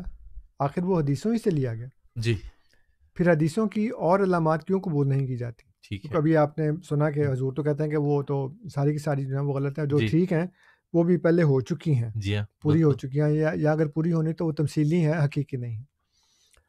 تو حضور لکھتے ہیں کہ پھر مولوی ثناء اللہ صاحب کہتے ہیں کہ آپ کو مسیح موت کی پیشگوئی کا خیال کیوں دل میں آیا؟ آخر وہ حدیثوں سے ہی لیا گیا، پھر حدیثوں کی اور علامات کیوں قبول نہیں کی جاتی؟ یہ سادہ لوگ یا تو افتراء سے ایسا کہتے ہیں اور یا محض حماقت ہے، اور ہم اس کے جواب میں خدا تعالیٰ کی قسم کھا کر بیان کرتے ہیں کہ میرے اس دعوے کی حدیث بنیاد نہیں ہے، ٹھیک، بلکہ قرآن اور وہ وحی ہے جو میرے پر نازل ہوئی۔ ہاں تائیدی طور پر ہم وہ حدیثیں بھی پیش کرتے ہیں جو قرآن شریف کے مطابق ہیں اور میری وحی کے معارض نہیں، اور دوسری حدیثوں کو ہم ردی کی طرح پھینک دیتے ہیں۔ اگر حدیثوں کا دنیا میں وجود بھی نہ ہوتا تب بھی میرے اس دعوے کو کچھ حرج نہ پہنچتا تھا۔ ہاں خدا نے میری وحی میں جا بجا قرآن کریم کو پیش کیا ہے، چنانچہ تم براہین احمدیہ میں دیکھو گے کہ اس دعوے کے متعلق کوئی حدیث بیان نہیں کی گئی، جا بجا خدا تعالیٰ نے میری وحی میں قرآن کو پیش کیا ہے۔ یہ اعجاز احمدی زمینہ نزول المسیح میں لکھا ہے حضور نے۔ اچھا میں نے یہ پورا اقتباس پڑھا ہے، میں بیچ میں روک بھی سکتا تھا، لیکن پھر کہتے جی کہ تم نے وہ اپنے مطلب کی بات بیان کر دی، جو قابل اعتراض بات ہے وہ نہیں بیان کی، اور وہ قابل اعتراض جملہ وہ ہے کہ ہاں تائیدی طور پر ہم وہ حدیثیں بھی پیش کرتے ہیں جو قرآن شریف کے مطابق ہیں اور میری وحی کے معارض نہیں، اور دوسری حدیثوں کو ہم ردی کی طرح پھینک دیتے ہیں۔ جی، کہتے ہیں دیکھو جی مرزا صاحب نے ردی میں پھینک دی، اعتراض، جی، کافی اعتراض کرتے ہیں نا مولوی۔ اس کے دو جواب آئے۔ پہلا جواب تو یہ ہے کہ حضرت مسیح موعود علیہ السلام خدا تعالیٰ کی طرف سے حکم عدل بنا کر بھیجے گئے ہیں، اور یہ حکم عدل کا منصب انہوں نے خود اپنے اوپر نہیں طاری کر لیا، بلکہ نبی کریم صلی اللہ علیہ وسلم نے آپ کو یہ حکم عدل کا منصب دیا ہے کہ جو آئے گا وہ حکم عدل ہوگا، اور وہ جو فیصلہ کرے گا وہ درست ہوگا۔ تو جو وہ کہہ رہے ہیں کہ یہ جو میں بتا رہا ہوں وہ درست ہے، تو پھر تو یہاں تو پھر آپ ان کو حکم عدل نہ مانیں، نہیں مانتے، لیکن وہ جو کر رہے ہیں وہ حکم عدل کے طور پہ کر رہے ہیں نا، اس لیے آپ اعتراض نہیں کر سکتے۔ دوسری بات یہ ہے کہ جتنے بھی محدثین ہیں، حضرت امام مالک سے لے کر باقی جتنے بھی، وہ کیا کرتے ہیں؟ وہ کہتے ہیں جی یہ روایت درست ہے، یہ لے لیتے ہیں، جو روایت درست نہیں ہے وہ ردی کی طرح پھینک دیتے ہیں۔ اب 2.5 لاکھ حدیثیں حضرت امام بخاری رحمۃ اللہ علیہ نے جمع کی، 2.5 لاکھ، اپنے مجموعے میں کتنی درج کی؟ 25,000۔ مطلب اندازہ لگائیں آپ کہ ایسا شخص جو کہ نبی رسول نہیں ہے، حکم عدل نہیں ہے، خدا کی طرف سے معمور نہیں ہو کے آیا، منصوص یعنی کہ نص کے مطابق نہیں آیا، اس کو تو اجازت ہے کہ جس حدیث کو چاہے وہ صحیح سمجھ کر درج کر دے، اور جس حدیث کو چاہے اس کو رد کر دے، یہ کہتے ہوئے کہ جی یہ تو درست نہیں ہے. تو 2.5 لاکھ میں سے 25,000 لیں، باقی کتنی بچیں؟ 2.25 لاکھ. 2.25 لاکھ حدیثیں ردی میں پھینک دی امام بخاری نے، اور آپ کے نزدیک وہ قابل اعتراض نہیں ہے. اور وہ شخص جو یہ کہتا ہے کہ مجھے خدا نے مامور کیا ہے اور میں خدا سے علم پا کر کہتا ہوں کہ یہ درست ہے یہ غلط ہے، آپ کہتے ہیں جی آپ کو کیا حق حاصل ہے؟ حق حاصل ہے کیونکہ وہ تو حکم ہے، حکم عدل ہے نا، وہ اس کو پتہ ہے کہ کون سی حدیث درست ہے، وہ خدا سے علم پا کر فیصلہ کرتا ہے. آپ خدا سے علم پائے بغیر، اس کا دعویٰ کیے بغیر، اس منصب کا دعویٰ کیے بغیر آپ یہ کہتے ہیں جی کہ یہ صحیح ہے یہ غلط. ابھی بھی کرتے ہیں نا. ابھی جو میرا خیال ہے کوئی 15-20 سال پہلے 25 سال پہلے جو علامہ ناصر الدین الالبانی صاحب فوت ہوئے ہیں، بہت مشہور عالم تھے، تو انہوں نے صحیح ستہ میں سے کئی حدیثوں کو ریجیکٹ کر دیا کہ جی یہ درست نہیں ہے. یعنی آج کے زمانے میں بھی ایک عالم دین کو یہ حق حاصل ہے کہ وہ آج جو آپ جس کو مستند سمجھتے آئے ہیں آج تک، جس کو آپ اصح الکتاب بعد کتاب اللہ، یعنی اللہ کی کتاب کے بعد سب سے صحیح ترین کتاب، اس میں سے آپ یہ کہتے ہیں جی کہ یہ درست نہیں ہے یہ غلط ہے یہ موضوع ہے یہ ضعیف ہے، یعنی آپ کو تو حق حاصل ہے بغیر کسی منصب کے، بغیر کسی مقام کے دعوے کے، تو ان کو کیوں نہیں ہے؟ اس لیے میں نے یہ جو جملہ تھا وہ پڑھا کہ حضور کو حق حاصل ہے بطور حکم عدل ہونے کے کہ میں جس حدیث کو چاہوں ردی میں پھینک دوں. اور چاہوں سے مراد یہ نہیں کہ نعوذ باللہ کو نفسانی خواہشات کے تحت، بلکہ وہ جو قرآن کے مطابق نہیں ہے اور وہ جو اللہ تعالیٰ کی طرف سے ان کو جو وحی آ رہی ہے اس کے مطابق نہیں ہے. خدا کی طرف سے وحی آ رہی ہو اور اس کے برخلاف آپ ایک حدیث کو کہیں گے نہیں یہ درست ہے، تو وہ تو پھر اس کا مطلب یہ ہے کہ آپ کو اپنی وحی پہ یقین نہیں ہے. بالکل ٹھیک ہے، بالکل ٹھیک ہے. چلیے اس سے پہلے ہم اگلے موضوع کی طرف جائیں. اب یاد کرا دیتے ہیں سامعین، پروگرام جاری ہے. پروگرام میں 20 سے 25 منٹ کا وقت ہمارے پاس آج موجود ہے. اگر آپ ریڈیو احمدیہ میں حصہ لینا چاہتے ہیں، اپنے سوال کے ذریعے شامل ہونا چاہتے ہیں، تو اسٹوڈیوز کا نمبر ہے 4167037561 4167037561. میرے ساتھ اسٹوڈیوز میں آج مکرم و محترم انصر رضا صاحب موجود ہیں، اور بہت دلچسپ موضوع ہے، بہت سی تحقیق اور بہت سارے حوالہ جات آپ کے سامنے رکھے جا رہے ہیں. بات کو آگے بڑھائیں گے، لیکن اگر آپ سوال کرنا چاہیں تو 4167037561 اسٹوڈیوز کا نمبر ہے، کال کر سکتے ہیں اور اپنے سوال کے ساتھ ریڈیو احمدیہ میں شامل ہو سکتے ہیں. تو ہم اپنی گفتگو کے سلسلے کو جاری رکھیں گے، اور اب آتے ہیں اس تیسرے موضوع کی طرف جس کا انتظار مجھے تو ہے. ابھی آپ کو تھوڑی سی مایوسی ہوگی چلے کیونکہ ابھی وہ نبوت والا ہی سلسلہ جاری ہے. ٹھیک ہے ٹھیک ہے. تو وہ میرا دوسرا فولڈر تھا، میں نے نکالا تو اس میں سے 2 اور مضامین نکلا، تو میرا خیال ہے آج وہی چلے گا. ٹھیک ہے. باقی جو امین صاحب کا یہ پسندیدہ موضوع ہے نا وہ پھر بعد میں کسی وقت. چلیے، تو ایک ضمنی سوال بہت دیر سے آ رہا ہے انصر صاحب، وہ پوچھ سکتے ہیں؟ جی جی ضرور. اب سوال احادیث کے بارے میں بھی ہے. تو جو مسترد بعض اوقات ہم کرتے ہیں یا اس کو ہم کہتے ہیں نہیں مانتے، تو اس کے صرف معیار روایت پر ہی ہوتا ہے یا درایت پر بھی کوئی معیار؟ اتنی تحقیق درایت پر کبھی کی گئی ہے احادیث کے سلسلے میں؟ یہی افسوس کی بات ہے کہ درایت پر اتنی نہیں کی گئی. ٹھیک ہے. اور روایت کے اوپر ہی سارا زور رکھا گیا ہے، کیونکہ اگر درایت پر آپ کریں تو درایت میں 2 چیزیں ہیں، ایک ہے عقل اور ایک ہے نقل. جی. تو عقل تو ظاہر ہے کہ آپ کی اپنی عقل جو ایک معقولی بات ہوتی ہے، جو ایک یونیورسل سٹینڈرڈ ہوتا ہے نا، کہ جو سب کی عقل ہے اس میں یہ بات نہیں آ سکتی، یعنی آپ کہتے ہیں نہیں یہ ایسا ہو نہیں سکتا. اور نقل وہ ہے یعنی کہ قرآن کریم سے آپ دیکھتے ہیں کہ جی یہ چیز جو ہے وہ قرآن کے مطابق ہے یا نہیں. تو وہ ہم چونکہ ہم نہیں تبنوز باللہ، یہ جو دوسرے غیر احمدی ہیں وہ چونکہ قرآن کو ترک کر چکے ہیں، اٹھا کر پیٹھ پیچھے پھینک چکے ہیں، اس لیے اس کو اس کے ساتھ کمپیئر نہیں کرتے، اس کا تقابل نہیں کرتے. ٹھیک ہے. کہ جی میں جو بات کر رہا ہوں، اب دیکھیں حضرت ام المومنین عائشہ صدیقہ رضی اللہ تعالیٰ عنہا کا کسی بات کو پرکھنے کا کیا معیار تھا؟ جی سب کو پتہ ہے. قرآن کریم بڑے بڑے صحابہ کی بات کو جی وہ یہ کہہ کر رد کر دیتی ہیں کہ خدا اس پر رحم کرے، اس نے قرآن کی یاد نہیں پڑھی. اور پھر وہ عقل کے مطابق بھی بات کرتی ہیں کہ جی اگر کسی نے کہا کہ عورت کے اندر نحوست ہے تو انہوں نے کہا تم نے تو ہمیں گھوڑے اور گدھے سے بھی نیچے کر دیا، تم نے تو ہمیں فلاں چیز سے بھی نیچے. یہ عقل کی بات ہے. یعنی ایک عورت ہے جو انسان ہے اور آپ نے اس کے اندر یہ کہا جی کہ کتے میں اور گدھے میں اور عورت میں نحوست ہے. تو اب نبی کریم صلی اللہ علیہ وسلم فرماتے ہیں کہ قرۃ عینی فی الصلاۃ، اور یہ کہ وہ عورتوں میں، میری بیویوں میں میرے لیے قرۃ العین ہے، جی آنکھوں کی ٹھنڈک. تو وہ تو برابر ان کا اتنا مرتبہ کر رہے ہیں کہ نماز کے برابر کر رہے ہیں، اور آپ نے اتنا نیچے کر دیا کہ کتے اور گدھے کے برابر کر دیا کہ جی 3 چیزوں میں نحوست ہے، کتے میں، گدھے میں اور عورت میں. ٹھیک ہے. تو اب حضرت ام المومنین رضی اللہ تعالیٰ عنہ عقل اور نقل کے مطابق، خاص طور پہ قرآن کے مطابق فیصلے کرتے ہیں.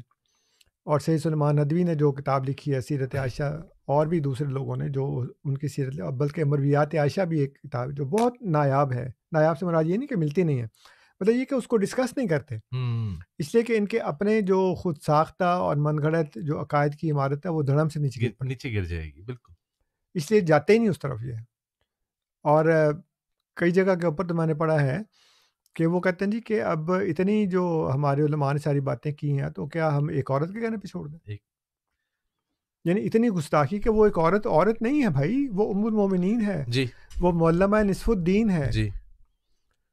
نبی کریم صلی اللہ علیہ وسلم نے کیا لقب دیا؟ معلمہ نصف الدین. جی. اور آپ کہتے ہیں جی ایک عورت کے کہنے پہ چھوڑ دیں؟ ہم کیسے چھوڑ سکتے ہیں بھائی؟ عورت نہیں ہے وہ، مطلب یہ کہ جنس کے حساب سے تو ہے لیکن وہ محض ایک عورت نہیں ہے، وہ ام المومنین ہے، وہ معلمہ نصف الدین ہے. کتنا میں زور دوں اس بات کے اوپر کہ آپ کتنا بڑا ظلم کر رہے ہیں. اور پھر وہ اپنی مرضی سے نہیں کہہ رہی کہ میں یہ سمجھتی ہوں، وہ یہ فرما رہی ہیں کہ قرآن میں یہ لکھا ہے، اور قرآن کی یہ آیت جو ہے وہ تمہاری کہی ہوئی بات کے خلاف ہے، یہ تمہاری کم از کم مفہوم کے خلاف ہے. یعنی یہ بات تو نبی کریم صلی اللہ علیہ وسلم نے کی ہے، لیکن اس کا مفہوم وہ نہیں ہے جو تم کہہ رہے ہو، بلکہ اس کا مفہوم جو ہے وہ اور ہے جو قرآن کے مطابق ہے. جو تمہارا مفہوم ہے وہ قرآن کے خلاف ہے. تو وہ بھی اتنی بڑی خاتون ہونے کے باوجود وہ معیار کس کو پیش کر رہی ہیں؟ قرآن کو. عقل کو پیش کر رہی ہیں، قرآن کو پیش کر رہی ہیں. اس لیے جو درایت ہے وہ عقل اور نقل کے اوپر ہے، یعنی کہ جو معیار ہے قرآن کریم کا اس کے مطابق. لیکن اس کے کرنے سے یہ ہوتا ہے کہ اب وہ یہ بہت ایک لمبا موضوع ہے، لیکن یہ ایک دوسرے پہ الزام لگاتے ہیں کہ دیکھیں جی یہ روایت میں کیا ہے، راوی جو ہے وہ ایک سکہ ہے یا وہ سکہ نہیں ہے، غیر سکہ ہے یا جھوٹا ہے. تو آپ کیا کرتے ہیں کہ جو آپ کی من پسند روایت ہے جی اس میں وہی راوی ہوگا جس کو آپ ایک جگہ پہ جھوٹا کہہ چکے ہیں، اور یہاں چونکہ آپ کے فقہ حنفی کے مطابق ہے اور آپ کے عقیدے کے موافق ہے، اس لیے یہاں پہ آگے وہ سچا ہو گیا. اور یہ لکھتے ہیں خود ان کے مولوی کہ پورے جو روایات کے اندر جو راویوں کا جو ذخیرہ ہے اس میں ایک بھی ایسا نہیں ہے جس کو سب نے متفقہ طور پہ جھوٹا کہا ہو، اور ایک بھی ایسا نہیں ہے جس کو سب نے متفقہ طور پر سچا کہا ہو. ٹھیک ہے. یہ خود ان کے مولوی لکھتے ہیں. تو جب یہ صورتحال ہے راویوں کی کہ ایک جگہ پہ ایک جھوٹا ہوتا ہے، وہی راوی دوسری جگہ پہ سچا ہو جاتا ہے، تو اس کا مطلب یہ ہے کہ یہ سب آپ کی من گھڑت باتیں ہیں، چت بھی میری پٹ بھی میری. جہاں پہ وہ آپ کو آپ کے عقیدے کو تقویت دے رہا ہوگا وہاں پہ وہ سچا بن جائے گا، جہاں پہ وہ عقیدے کو تقویت نہیں دے رہا ہوگا تو پھر وہ جھوٹا ثابت ہو جائے گا. وہ مجھے یاد ہے وہ زمانہ جاہلیت میں جب دوست وغیرہ سارے بیٹھ کے تاش کھیل رہے ہوتے تھے، میں باہر بیٹھا ہوتا تھا، اس میں شامل نہیں ہوتا تھا. تو اگر باہر سے میں نے کسی کو کہہ دیا نا تو وہ جس کے حق میں ہوتی تھی نا وہ کہتا ہے ہاں جی کون سا نے کہا ہے، تو دوسرا کہتا نہیں ہوتے باہر بیٹھا وہی گل نہیں مننی. اور پھر اسی کی بات دوسرے کی جب میں اس کی تائید کروں تو پھر وہ کہتا تھا ہاں دیکھو کون سا نے کہا. انہوں نے کہا کل تو تم کہہ رہے تھے کہ اس کی بات نہیں مانی، اس لیے باہر بیٹھا ہوا ہے، گیم سے باہر ہے اس لیے اس کی بات نہیں مانی. تو یہ اپنی مرضی کے مطابق ہے. دین کو بھی آپ نے ایک تماشا بنا دیا ہے کہ جو آپ کے موافق ہوگا وہ بندہ درست ہوگا، اور وہی بندہ اگر آپ موافق نہیں ہوگا تو پھر وہ جھوٹا ہوگا. اس لیے روایت میں تو چونکہ کھل کھیلنے کا موقع ملتا ہے نا آپ کو. جی. آپ نے وہ یہاں پہ بھی جو مولوی صاحب ہیں محمد عمر صوبے دار صاحب، وہ بڑے فخر سے کرتے کہ جی وہ تمہیں کیا پتا کہ جو سائنس ہے حدیث کی، تو کاش کبھی آپ نے قرآن کی بھی سائنس بنائی ہوتی نا، آپ کو پتہ ہوتا کہ قرآن کو کیسے سمجھتے ہیں، قرآن کو اس کے سمجھنے کے طریقہ کار کیا ہے، اس کے تفسیر کے معیار کیا ہے. وہ آپ نے نہیں بنایا، اور آپ نے ساری عمر لگا دی حدیث کی سائنس کے اوپر کہ جی وہ تو اس میں یہ ہے اور وہ ہے اور ویسی ہے اور ویسی، کیونکہ اس میں کھل کھیلنے کا موقع ملتا، ایک اوپن فیلڈ ہے. جی. اس لیے آپ روایت کے اوپر ریلائی کرتے ہیں، درایت کے اوپر ریلائی نہیں کرتے کیونکہ اس میں پھنستے ہیں آپ. اور یہ جو وہ میں نے ابھی نام لیا تھا محمد علی مرزا انجینئر جو ہیں جی، وہ کہتا ہے میں نے اپنے جو شاگرد ہیں ان کو یہ کہا کہ آپ کسی سنی مسجد میں جائیں دیوبندی میں، اور وہاں پہ جب آپ نماز پڑھ لیں تو مولوی صاحب سے کہیں کہ مولوی صاحب یہ رفع دین کا تو آپ نے رفع دین تو کی نہیں. تو ان کا نہیں جی رفع دین کا تو کوئی ذکر نہیں ہے. ان کا جی یہ آپ کے سامنے بخاری پڑھی ہے, اس کو کھول کے دیکھ لیں, اس میں تو رفع دین کا ذکر ہے. اب رفع دین ہو یا جو اور دوسرے مسئلے ہوں, چونکہ وہ دیوبندی حنفی مسئلہ کے مطابق نہیں ہیں, اس لیے بخاری میں ہونے یعنی آپ اس کو کہہ رہے ہیں اصح الکتاب بعد کتاب اللہ, اللہ کی کتاب کے بعد سب سے صحیح کتاب, اور اس میں رفع دین لکھی ہے اور آپ نہیں کرتے. ہم بھی نہیں کرتے, لیکن ہم اس کو یہ نہیں کہتے کہ وہ اس کے کرنے سے نماز خراب ہو جاتی ہے.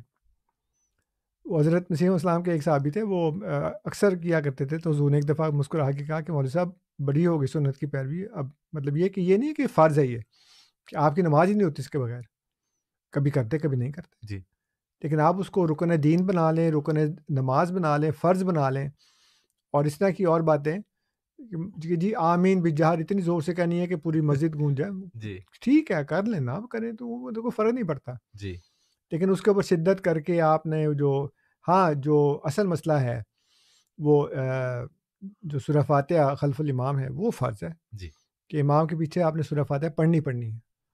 تو اس طرح کی باتیں جو فرض ہیں وہ تو ٹھیک ہیں, لیکن جو فرض نہیں ہیں اس کے اوپر وہ آپ نے اب علماء کے سامنے پڑھی ہے, اور اس میں وہ کہتے ہیں جی اصح الکتاب بعد کتاب اللہ ہے, پھر اس میں جو باتیں لکھی ہیں وہ آپ مانتے نہیں ہیں. ہم تو نہیں کہتے, جو احمدی مسلمان ہیں ہم تو جی اس کو کہتے ہیں کہ جی بخاری جو ہے وہ اصح الکتاب بعد کتاب اللہ. وہ جو حضور کا مباحثہ ہوا کیا نام تھا اس کا, نہیں محمد صاحب بٹالوی کے ساتھ ہوا, وہ تو بٹالوی چکرالوی تو ریویو تھا نا, ریویو تھا اس کا جی. لیکن حضور کا جو مباحثہ الحق ہے لدھیانہ میں جی, اس میں اب وہ بار بار حضور کو یہ کہہ رہا ہے کہ مرزا صاحب یہ بتاؤ کہ بخاری جو ہے وہ شروع سے آخر تک درست ہے کہ نہیں جی. اور حضور بار بار اس کو یہ جواب دے رہے ہیں کہ مولوی صاحب میں آپ کو کئی دفعہ کہہ چکا ہوں کہ بخاری کی ہر وہ حدیث جو قرآن کے مطابق ہے درست ہے, جو قرآن کے مطابق نہیں ہے وہ درست نہیں ہے. نہیں مجھے بتاؤ بخاری ٹھیک ہے, نہیں مجھے بتاؤ بخاری ٹھیک ہے. کیسے کہتے ہیں بخاری ٹھیک؟ اگر بخاری ٹھیک ہے تو پھر قرآن میں بخاری میں کیا فرق رہ گیا؟ اگر بخاری بھی کور ٹو کور درست ہے اور قرآن بھی کور ٹو کور درست ہے, تو ایک کلام ہے جو خدا نے نازل کیا اور اس کے متعلق خدا نے کہا کہ انا نحن نزلنا الذکر و انا لہ لحافظون, اس کی حفاظت کا ذمہ تو خدا نے لیا, اس کی حفاظت کا ذمہ نہیں لیا. مطلب یہ موضوع بہت لمبا ہو جائے گا, میں صرف یہ بتا رہا ہوں کہ آپ کے علماء جو ہیں وہ اپنے پاس سے باتیں گھڑ کے بتا دیتے ہیں آپ کو, اور آپ کہتے ہیں یہ بات بالکل درست ہے. اور جو دوسرے ہیں, اب یہ امین صاحب جو ہیں وہ تو دیوبندی ہیں, ٹھیک, تو بریلوی مولوی ان کو باتیں بتائے گا تو مانیں گے اس کو نہیں. تو پھر یہ کس طرح علماء کو کہتے ہیں جی کہ ان کی تو نبی کریم صلی اللہ علیہ وسلم نے تعریف کی ہے, اس کی تعریف کی ہے. جو غیر اللہ کو سجدے کرنا, قبروں کو سجدے کرنا اور یا رسول اللہ کہنا, یا علی مدد کہنا, اس کو جائز قرار دیتا ہے. علماء ہے نا وہ جی, مطلب ہے کہ اگر مجھ پر یہ الزام ہے کہ میں علماء کے پیچھے پڑا رہتا ہوں تو آپ بھی تو پیچھے پڑے نا بریلویوں کے, آپ بھی تو پیچھے, مطلب میں یہودیوں کی بات نہیں کرتا, ان کے بھی علماء نے, ان کو خدا نے کہا کہ وہ گدھے ہیں. اب اس وقت تو یہودی تھے نا وہاں پہ, بالکل تھے, اب ان کو کہہ دیا کہ ان کو کہہ دیا ہاں بالکل, اور پاور تھے, پاور میں تھے, مالی طور پر بھی, سیاسی طور پر بھی مستحکم تھے. ان کو خدا نے سیدھا سیدھا کہہ دیا کہ وہ گدھے, اور پھر یہ کہا کہ تم کیا تامرون الناس بالبر وتنسون انفسکم وتتلون الکتاب افلا تعقلون, عقل نہیں کرتے تم. یعنی تم کتاب پڑھتے ہو پھر بھی تم اپنے آپ کو بھول جاتے ہو, دوسروں کو بڑی نیکیوں کی تلقین کرتے ہو. تو کرٹیسائز تو کیا ہے نا, خدا نے بھی کیا ہے, اللہ کے رسول نے بھی کیا ہے. آپ جب کہیں جی کہ علماء کے پیچھے پڑے ہیں, تو آپ بھی تو علماء کے پیچھے پڑے ہیں. آپ دیوبندی ہیں تو آپ نے بریلویوں کے اوپر تنقید کی, آپ مقلد ہیں تو آپ نے غیر مقلدوں کی تنقید کی. غیر مقلد آپ کو وہ کہتے ہیں جی جو غیر مقلد ہے نا حدیث, وہ یہ کہتے ہیں تقلید کا مطلب ہوتا ہے گلے میں پٹا باندھنا. تو یہ سارے جو مقلد ہیں نا نعوذ باللہ, یہ وہ ہے جو جس کے گلے میں پٹا باندھا جاتا ہے. اب پھر آپ اس کو کہیں کہ جی ہاں وہ چونکہ علماء ہیں وہ بالکل درست کہہ رہے ہیں. ہاں وہ علماء ہیں جو یا علی مدد کہنے کو بالکل صحیح کہتے ہیں, کوئی شک نہیں ہے اس کے اندر. کل سے میں بھی کہا کروں گا یا رسول اللہ, یا علی مدد, یا شیخ عبدالقادر جیلانی شیخ اللہ, میں کہا کروں گا. کیوں؟ اس لیے کہ وہ علماء ہیں. تو یہ تو وہ علماء ہیں جن کی اللہ کے رسول نے تعریف کی ہے, خدا نے تعریف کی ہے. میں کیسے ان کو اوپر تنقید کروں؟ کیوں نہیں کرتے یہ؟ ٹھیک ہے, یہ ساری جو باری ہے وہ ہماری آتی ہے ہر وقت کہ جی ہم ہی ان کو, چونکہ ہم غلط ثابت کرتے ہیں صرف الزام نہیں لگاتے. بالکل ٹھیک ہے. تو باتوں باتوں میں اب انصر صاحب 10 منٹ ہیں ہمارے پاس. باتوں بالکل. جو آج کا آخری موضوع ہے جی اس میں علماء کے حوالے ہیں کہ شریعت کے بغیر نبوت جاری ہے. اور اس میں پڑھ کے نہیں سنا سکتا کیونکہ ٹائم اتنا نہیں ہے، لیکن شیخ محی الدین ابن عربی ان کی کتاب ہے فتوحات مکیہ جی اور فصوص الحکم. جی اس میں کئی اقتباسات ہیں جس میں وہ یہ کہتے ہیں، میں ایک پڑھ کے سنا دیتا ہوں. وہ کہتے ہیں کہ اس زمانے میں نبوت اور رسالت دنیا سے اٹھا لی گئی ہے، بس اب رسول اللہ صلی اللہ علیہ وسلم کے بعد آپ کی امت میں ایسا کوئی نبی اور رسول نہیں ہوگا جسے اللہ محمد صلی اللہ علیہ وسلم کی شریعت کے خلاف شریعت عطا کرے. جی لیکن شریعت کے بغیر مرتبہ اور مقام منع نہیں ہے. بالکل صحیح ہے. بس آپ صلی اللہ علیہ وسلم کے قول سے کہ میرے بعد کوئی نبی اور رسول نہیں ہے، ہم یہ جانتے ہیں کہ نبوت اور رسالت کے منقطع ہونے سے ان کی مراد شریعت والی نبوت اور رسالت. ٹھیک ہے. تو اب یہ جیسے میں نے عرض کیا کہ یہ بہت سے اور حوالے ہیں، فصوص الحکم میں ہیں، فتوحات مکیہ میں ہیں، اور بھی کافی ان کے حوالہ جات ہیں. اور پھر وہ لا نبی آبادی کے متعلق بھی وہ یہی کہتے ہیں کہ نبوت کلی طور پر بند نہیں ہوئی، اس لیے ہم نے کہا صرف تشریح نبوت بند ہوئی ہے، بس لا نبی آبادی کے یہی معنی ہے. ٹھیک ہے. بس ہم نے ان کے اس قول کہ ان کے بعد کوئی نبی نہیں ہے سے جانا کہ شریعت خاصہ والا کوئی نبی نہیں، نہ یہ کہ ان کے بعد کوئی بھی نبی نہ ہوگا. اور یہ ان کے قول کی مثل ہے کہ جب کسریٰ ہلاک ہوگا تو اس کے بعد کوئی کسریٰ نہیں ہوگا، جی اور جب قیصر ہلاک ہوگا تو اس کے بعد کوئی قیصر نہیں ہوگا. پھر روم اور فارس میں بادشاہ تو ہوئے لیکن ان سے یہ نام اٹھا لیا گیا اور انہیں دوسرے ناموں سے موسوم کیا جانے لگا. اسی طرح رسول اللہ صلی اللہ علیہ وسلم کے بعد اللہ کی طرف سے وحی کے ذریعے نازل کردہ شریعت والے نبی آنا بند ہو گئے، بس اب ان کی شریعت کے بعد کوئی شریعت نہیں. تو یہ ان کا مفہوم تھا جو وہ یہ کہہ رہے ہیں کہ اب جو نبوت ہے وہ جاری ہے، لیکن وہ جو شریعت والی نبوت ہے وہ بند ہوئی ہے. پھر ایک اور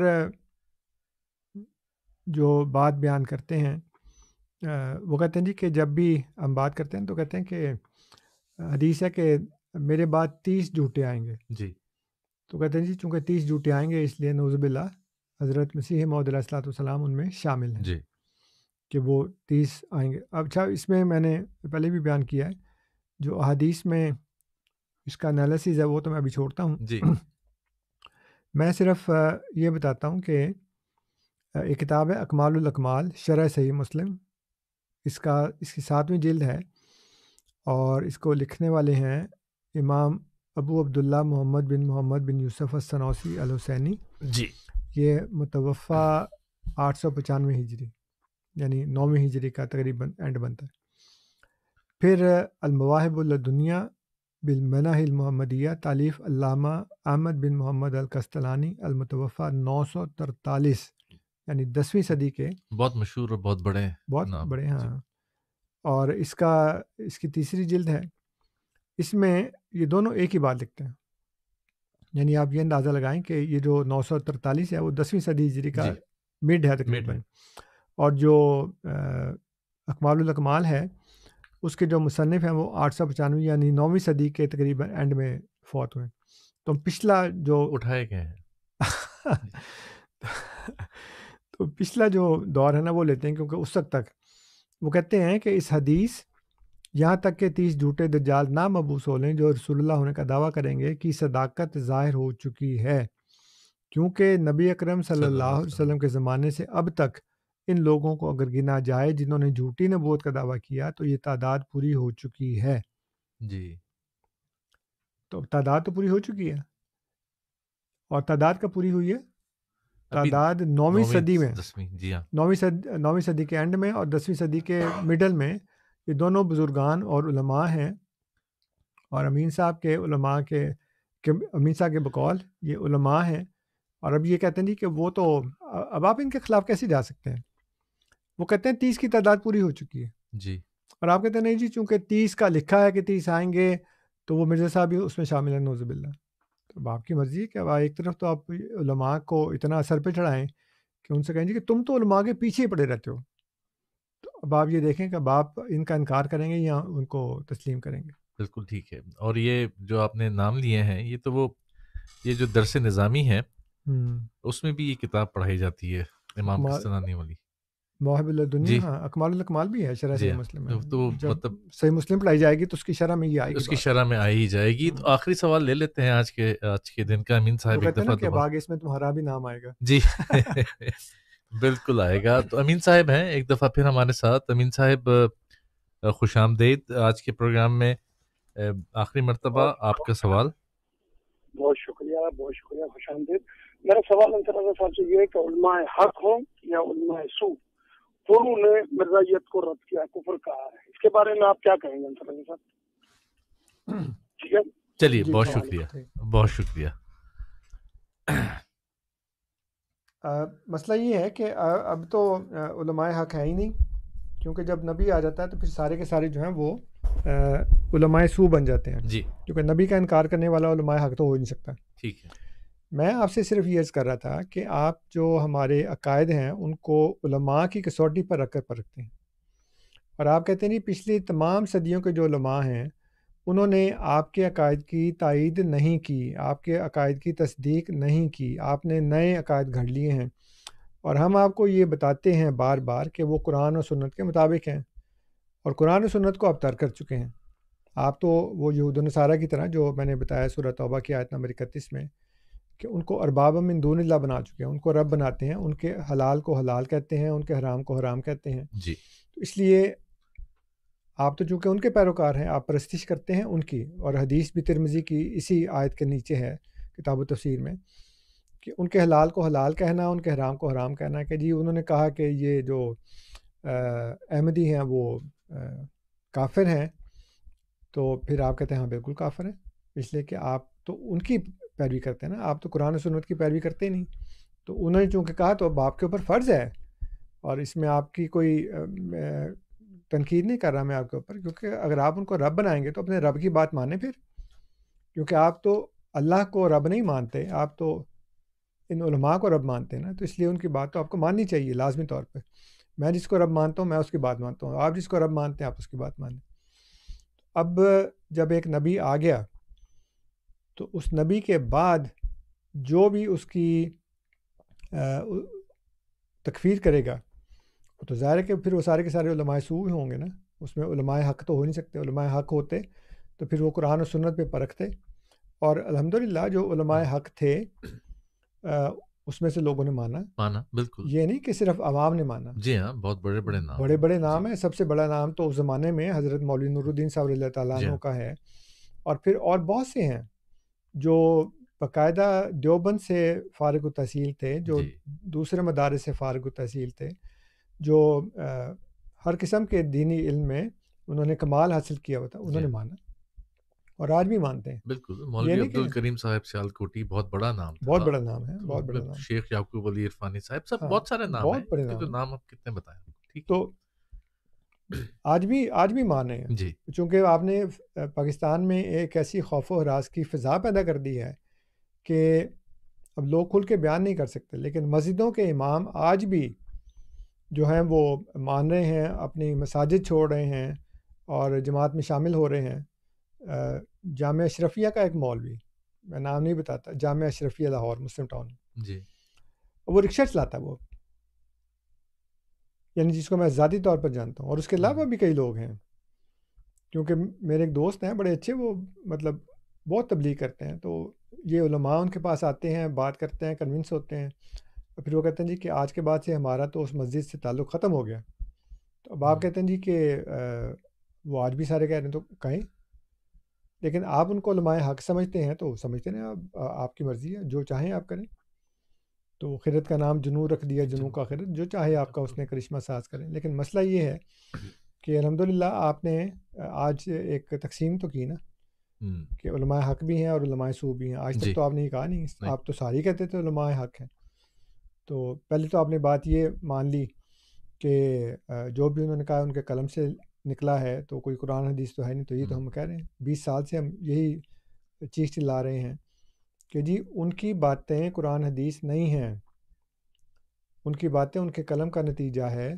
اور میں نے پہلے بھی کئی دفعہ حضرت امام مالک رحمۃ اللہ علیہ کا یہ قول نقل کیا ہے کہ امام صاحب جو ہیں وہ مسجد نبوی میں بیٹھ کے درس دیا کرتے تھے, اور دوران درس وہ یہ کہتے تھے نبی کریم صلی اللہ علیہ وسلم کی قبر مبارک کی طرف اشارہ کر کے انگلی سے کہ اس شخص کے سوا یا اس صاحب قبر کے سوا ہر شخص کی بات رد بھی کی جا سکتی ہے اور مانی بھی جا سکتی ہے. یعنی یہ وہ ایک ایسا شخص ہے, یہ وہ نبی کریم صلی اللہ علیہ وسلم ہے جن کی کوئی بات رد نہیں کی جا سکتی, ان کی ہر بات مانی جائے گی. اور یہی رسول ہے. رسول تو ہوتا ہی لیطاع باذن اللہ ہے, اللہ کی اجازت سے, اللہ کے حکم سے اس کی اطاعت کی جاتی ہے. اللہ کہتا ہے اس کی اطاعت کرو. باذن اللہ کا مطلب ہے اللہ کے حکم سے, اللہ حکم دیتا ہے کہ اس کی اطاعت کرو. یہ کیسے ہو سکتا ہے کہ ہم اس کو رسول مانیں اور ان کی اطاعت نہ کریں؟ ممکن ہی نہیں ہے نا. اس کا مطلب یہ ہے کہ پھر میں اپنے دعوے میں جھوٹا ہوں. تو آپ تو اطاعت کرتے نہیں, آپ تو اطاعت کرتے ہیں اپنے مولویوں کی. یعنی رسول نے ایک بات کی, آپ کے مولوی نے ایک بات کی, اور جیسے وہ میں نے بتایا نا پہلے بھی جو علماء کی باتیں بتائیں کہ وہ اپنے امام کی بات مانتے ہیں, اور وہ چاہے وہ قرآن اور حدیث کے بالکل خلاف ہی کیوں نہ ہو اس کو آپ ترک کر دیتے ہیں. چلیے بہت بہت شکریہ انصر رضا صاحب. سامعین آج کا پروگرام اپنے اختتام تک پہنچتا ہے. انشاءاللہ ہفتے کی شب دوبارہ خطبے کی ریکارڈنگ کے ساتھ آپ کی خدمت میں حاضر ہوں گے, اور انشاءاللہ اتوار کی شب 6 بجے ریڈیو احمدیہ کے نئے پروگرام کے ساتھ براہ راست آپ کی خدمت میں حاضر ہوں گے. تب تک کے لیے سفیر راجپوت کو اجازت دیجیے. ایک بات بتا دوں ضرور کہ اب دوبارہ جب موقع ملے گا نا جی تو پھر میں وفات مسیح کے متعلق وہ جو محبوب موضوع کہتے ہیں کہ وہ تیسرا موضوع, تو وہ میں بتاؤں گا کہ کس طرح علماء یہ کہتے ہیں کہ حضرت عیسیٰ علیہ السلام فوت ہو چکے ہیں. چلیے بہت شکریہ. یہ تو کہتے ہیں نا کہ جی آج تک کبھی کسی نے کہا ہی نہیں. تو پھر میں وہ حوالے پیش کروں گا, اور وہ امین صاحب بھی اور باقی لوگ بھی ذرا تیار ہوں کہ اس میں ناقابل تردید ثبوت ان کے ہوں گے, وہ یہ کہتے ہیں. تو آپ کا یہ دعویٰ کہ جی آج تک کسی نے کہا ہی نہیں, آپ نے پاس سے گھڑ لیا, وہ غلط ثابت ہو جائے گا انشاءاللہ. چلیے بہت شکریہ. آج کنٹرولز پہ اظہر صاحب تھے. اظہر صاحب آپ کا بھی بہت بہت شکریہ. سفیر راجپوت کو ریڈیو احمدیہ سے اجازت دیجیے. انشاءاللہ اگلے اتوار کو آپ سے دوبارہ ملاقات ہوگی. السلام علیکم ورحمۃ اللہ وبرکاتہ. زندہ باد زندہ باد احمدیت زندہ باد, احمدیت زندہ باد, احمدیت زندہ باد, احمدیت زندہ باد, احمدیت زندہ باد, احمدیت زندہ باد. آج چراغاں ہر گھر میں ہے, آج خوشی ہر دل میں ہے, نئی صدی میں ہم داخل ہیں, شکر خدا کا ہر دل میں ہے. احمدیت زندہ باد, احمدیت زندہ باد. کرتے تھے صدیوں سے جس کا وہ مہدی ہے آ چکا, آئے گا نہ اور کوئی اب آنے والا آ چکا. احمدیت زندہ باد, احمدیت زندہ باد. پرچم ہم اسلام کا ہر دم دنیا میں لہرائیں گے, کانٹے چاہے لاکھ بچھا دو قدم بڑھاتے جائیں گے. احمدیت زندہ باد, احمدیت زندہ باد, احمدیت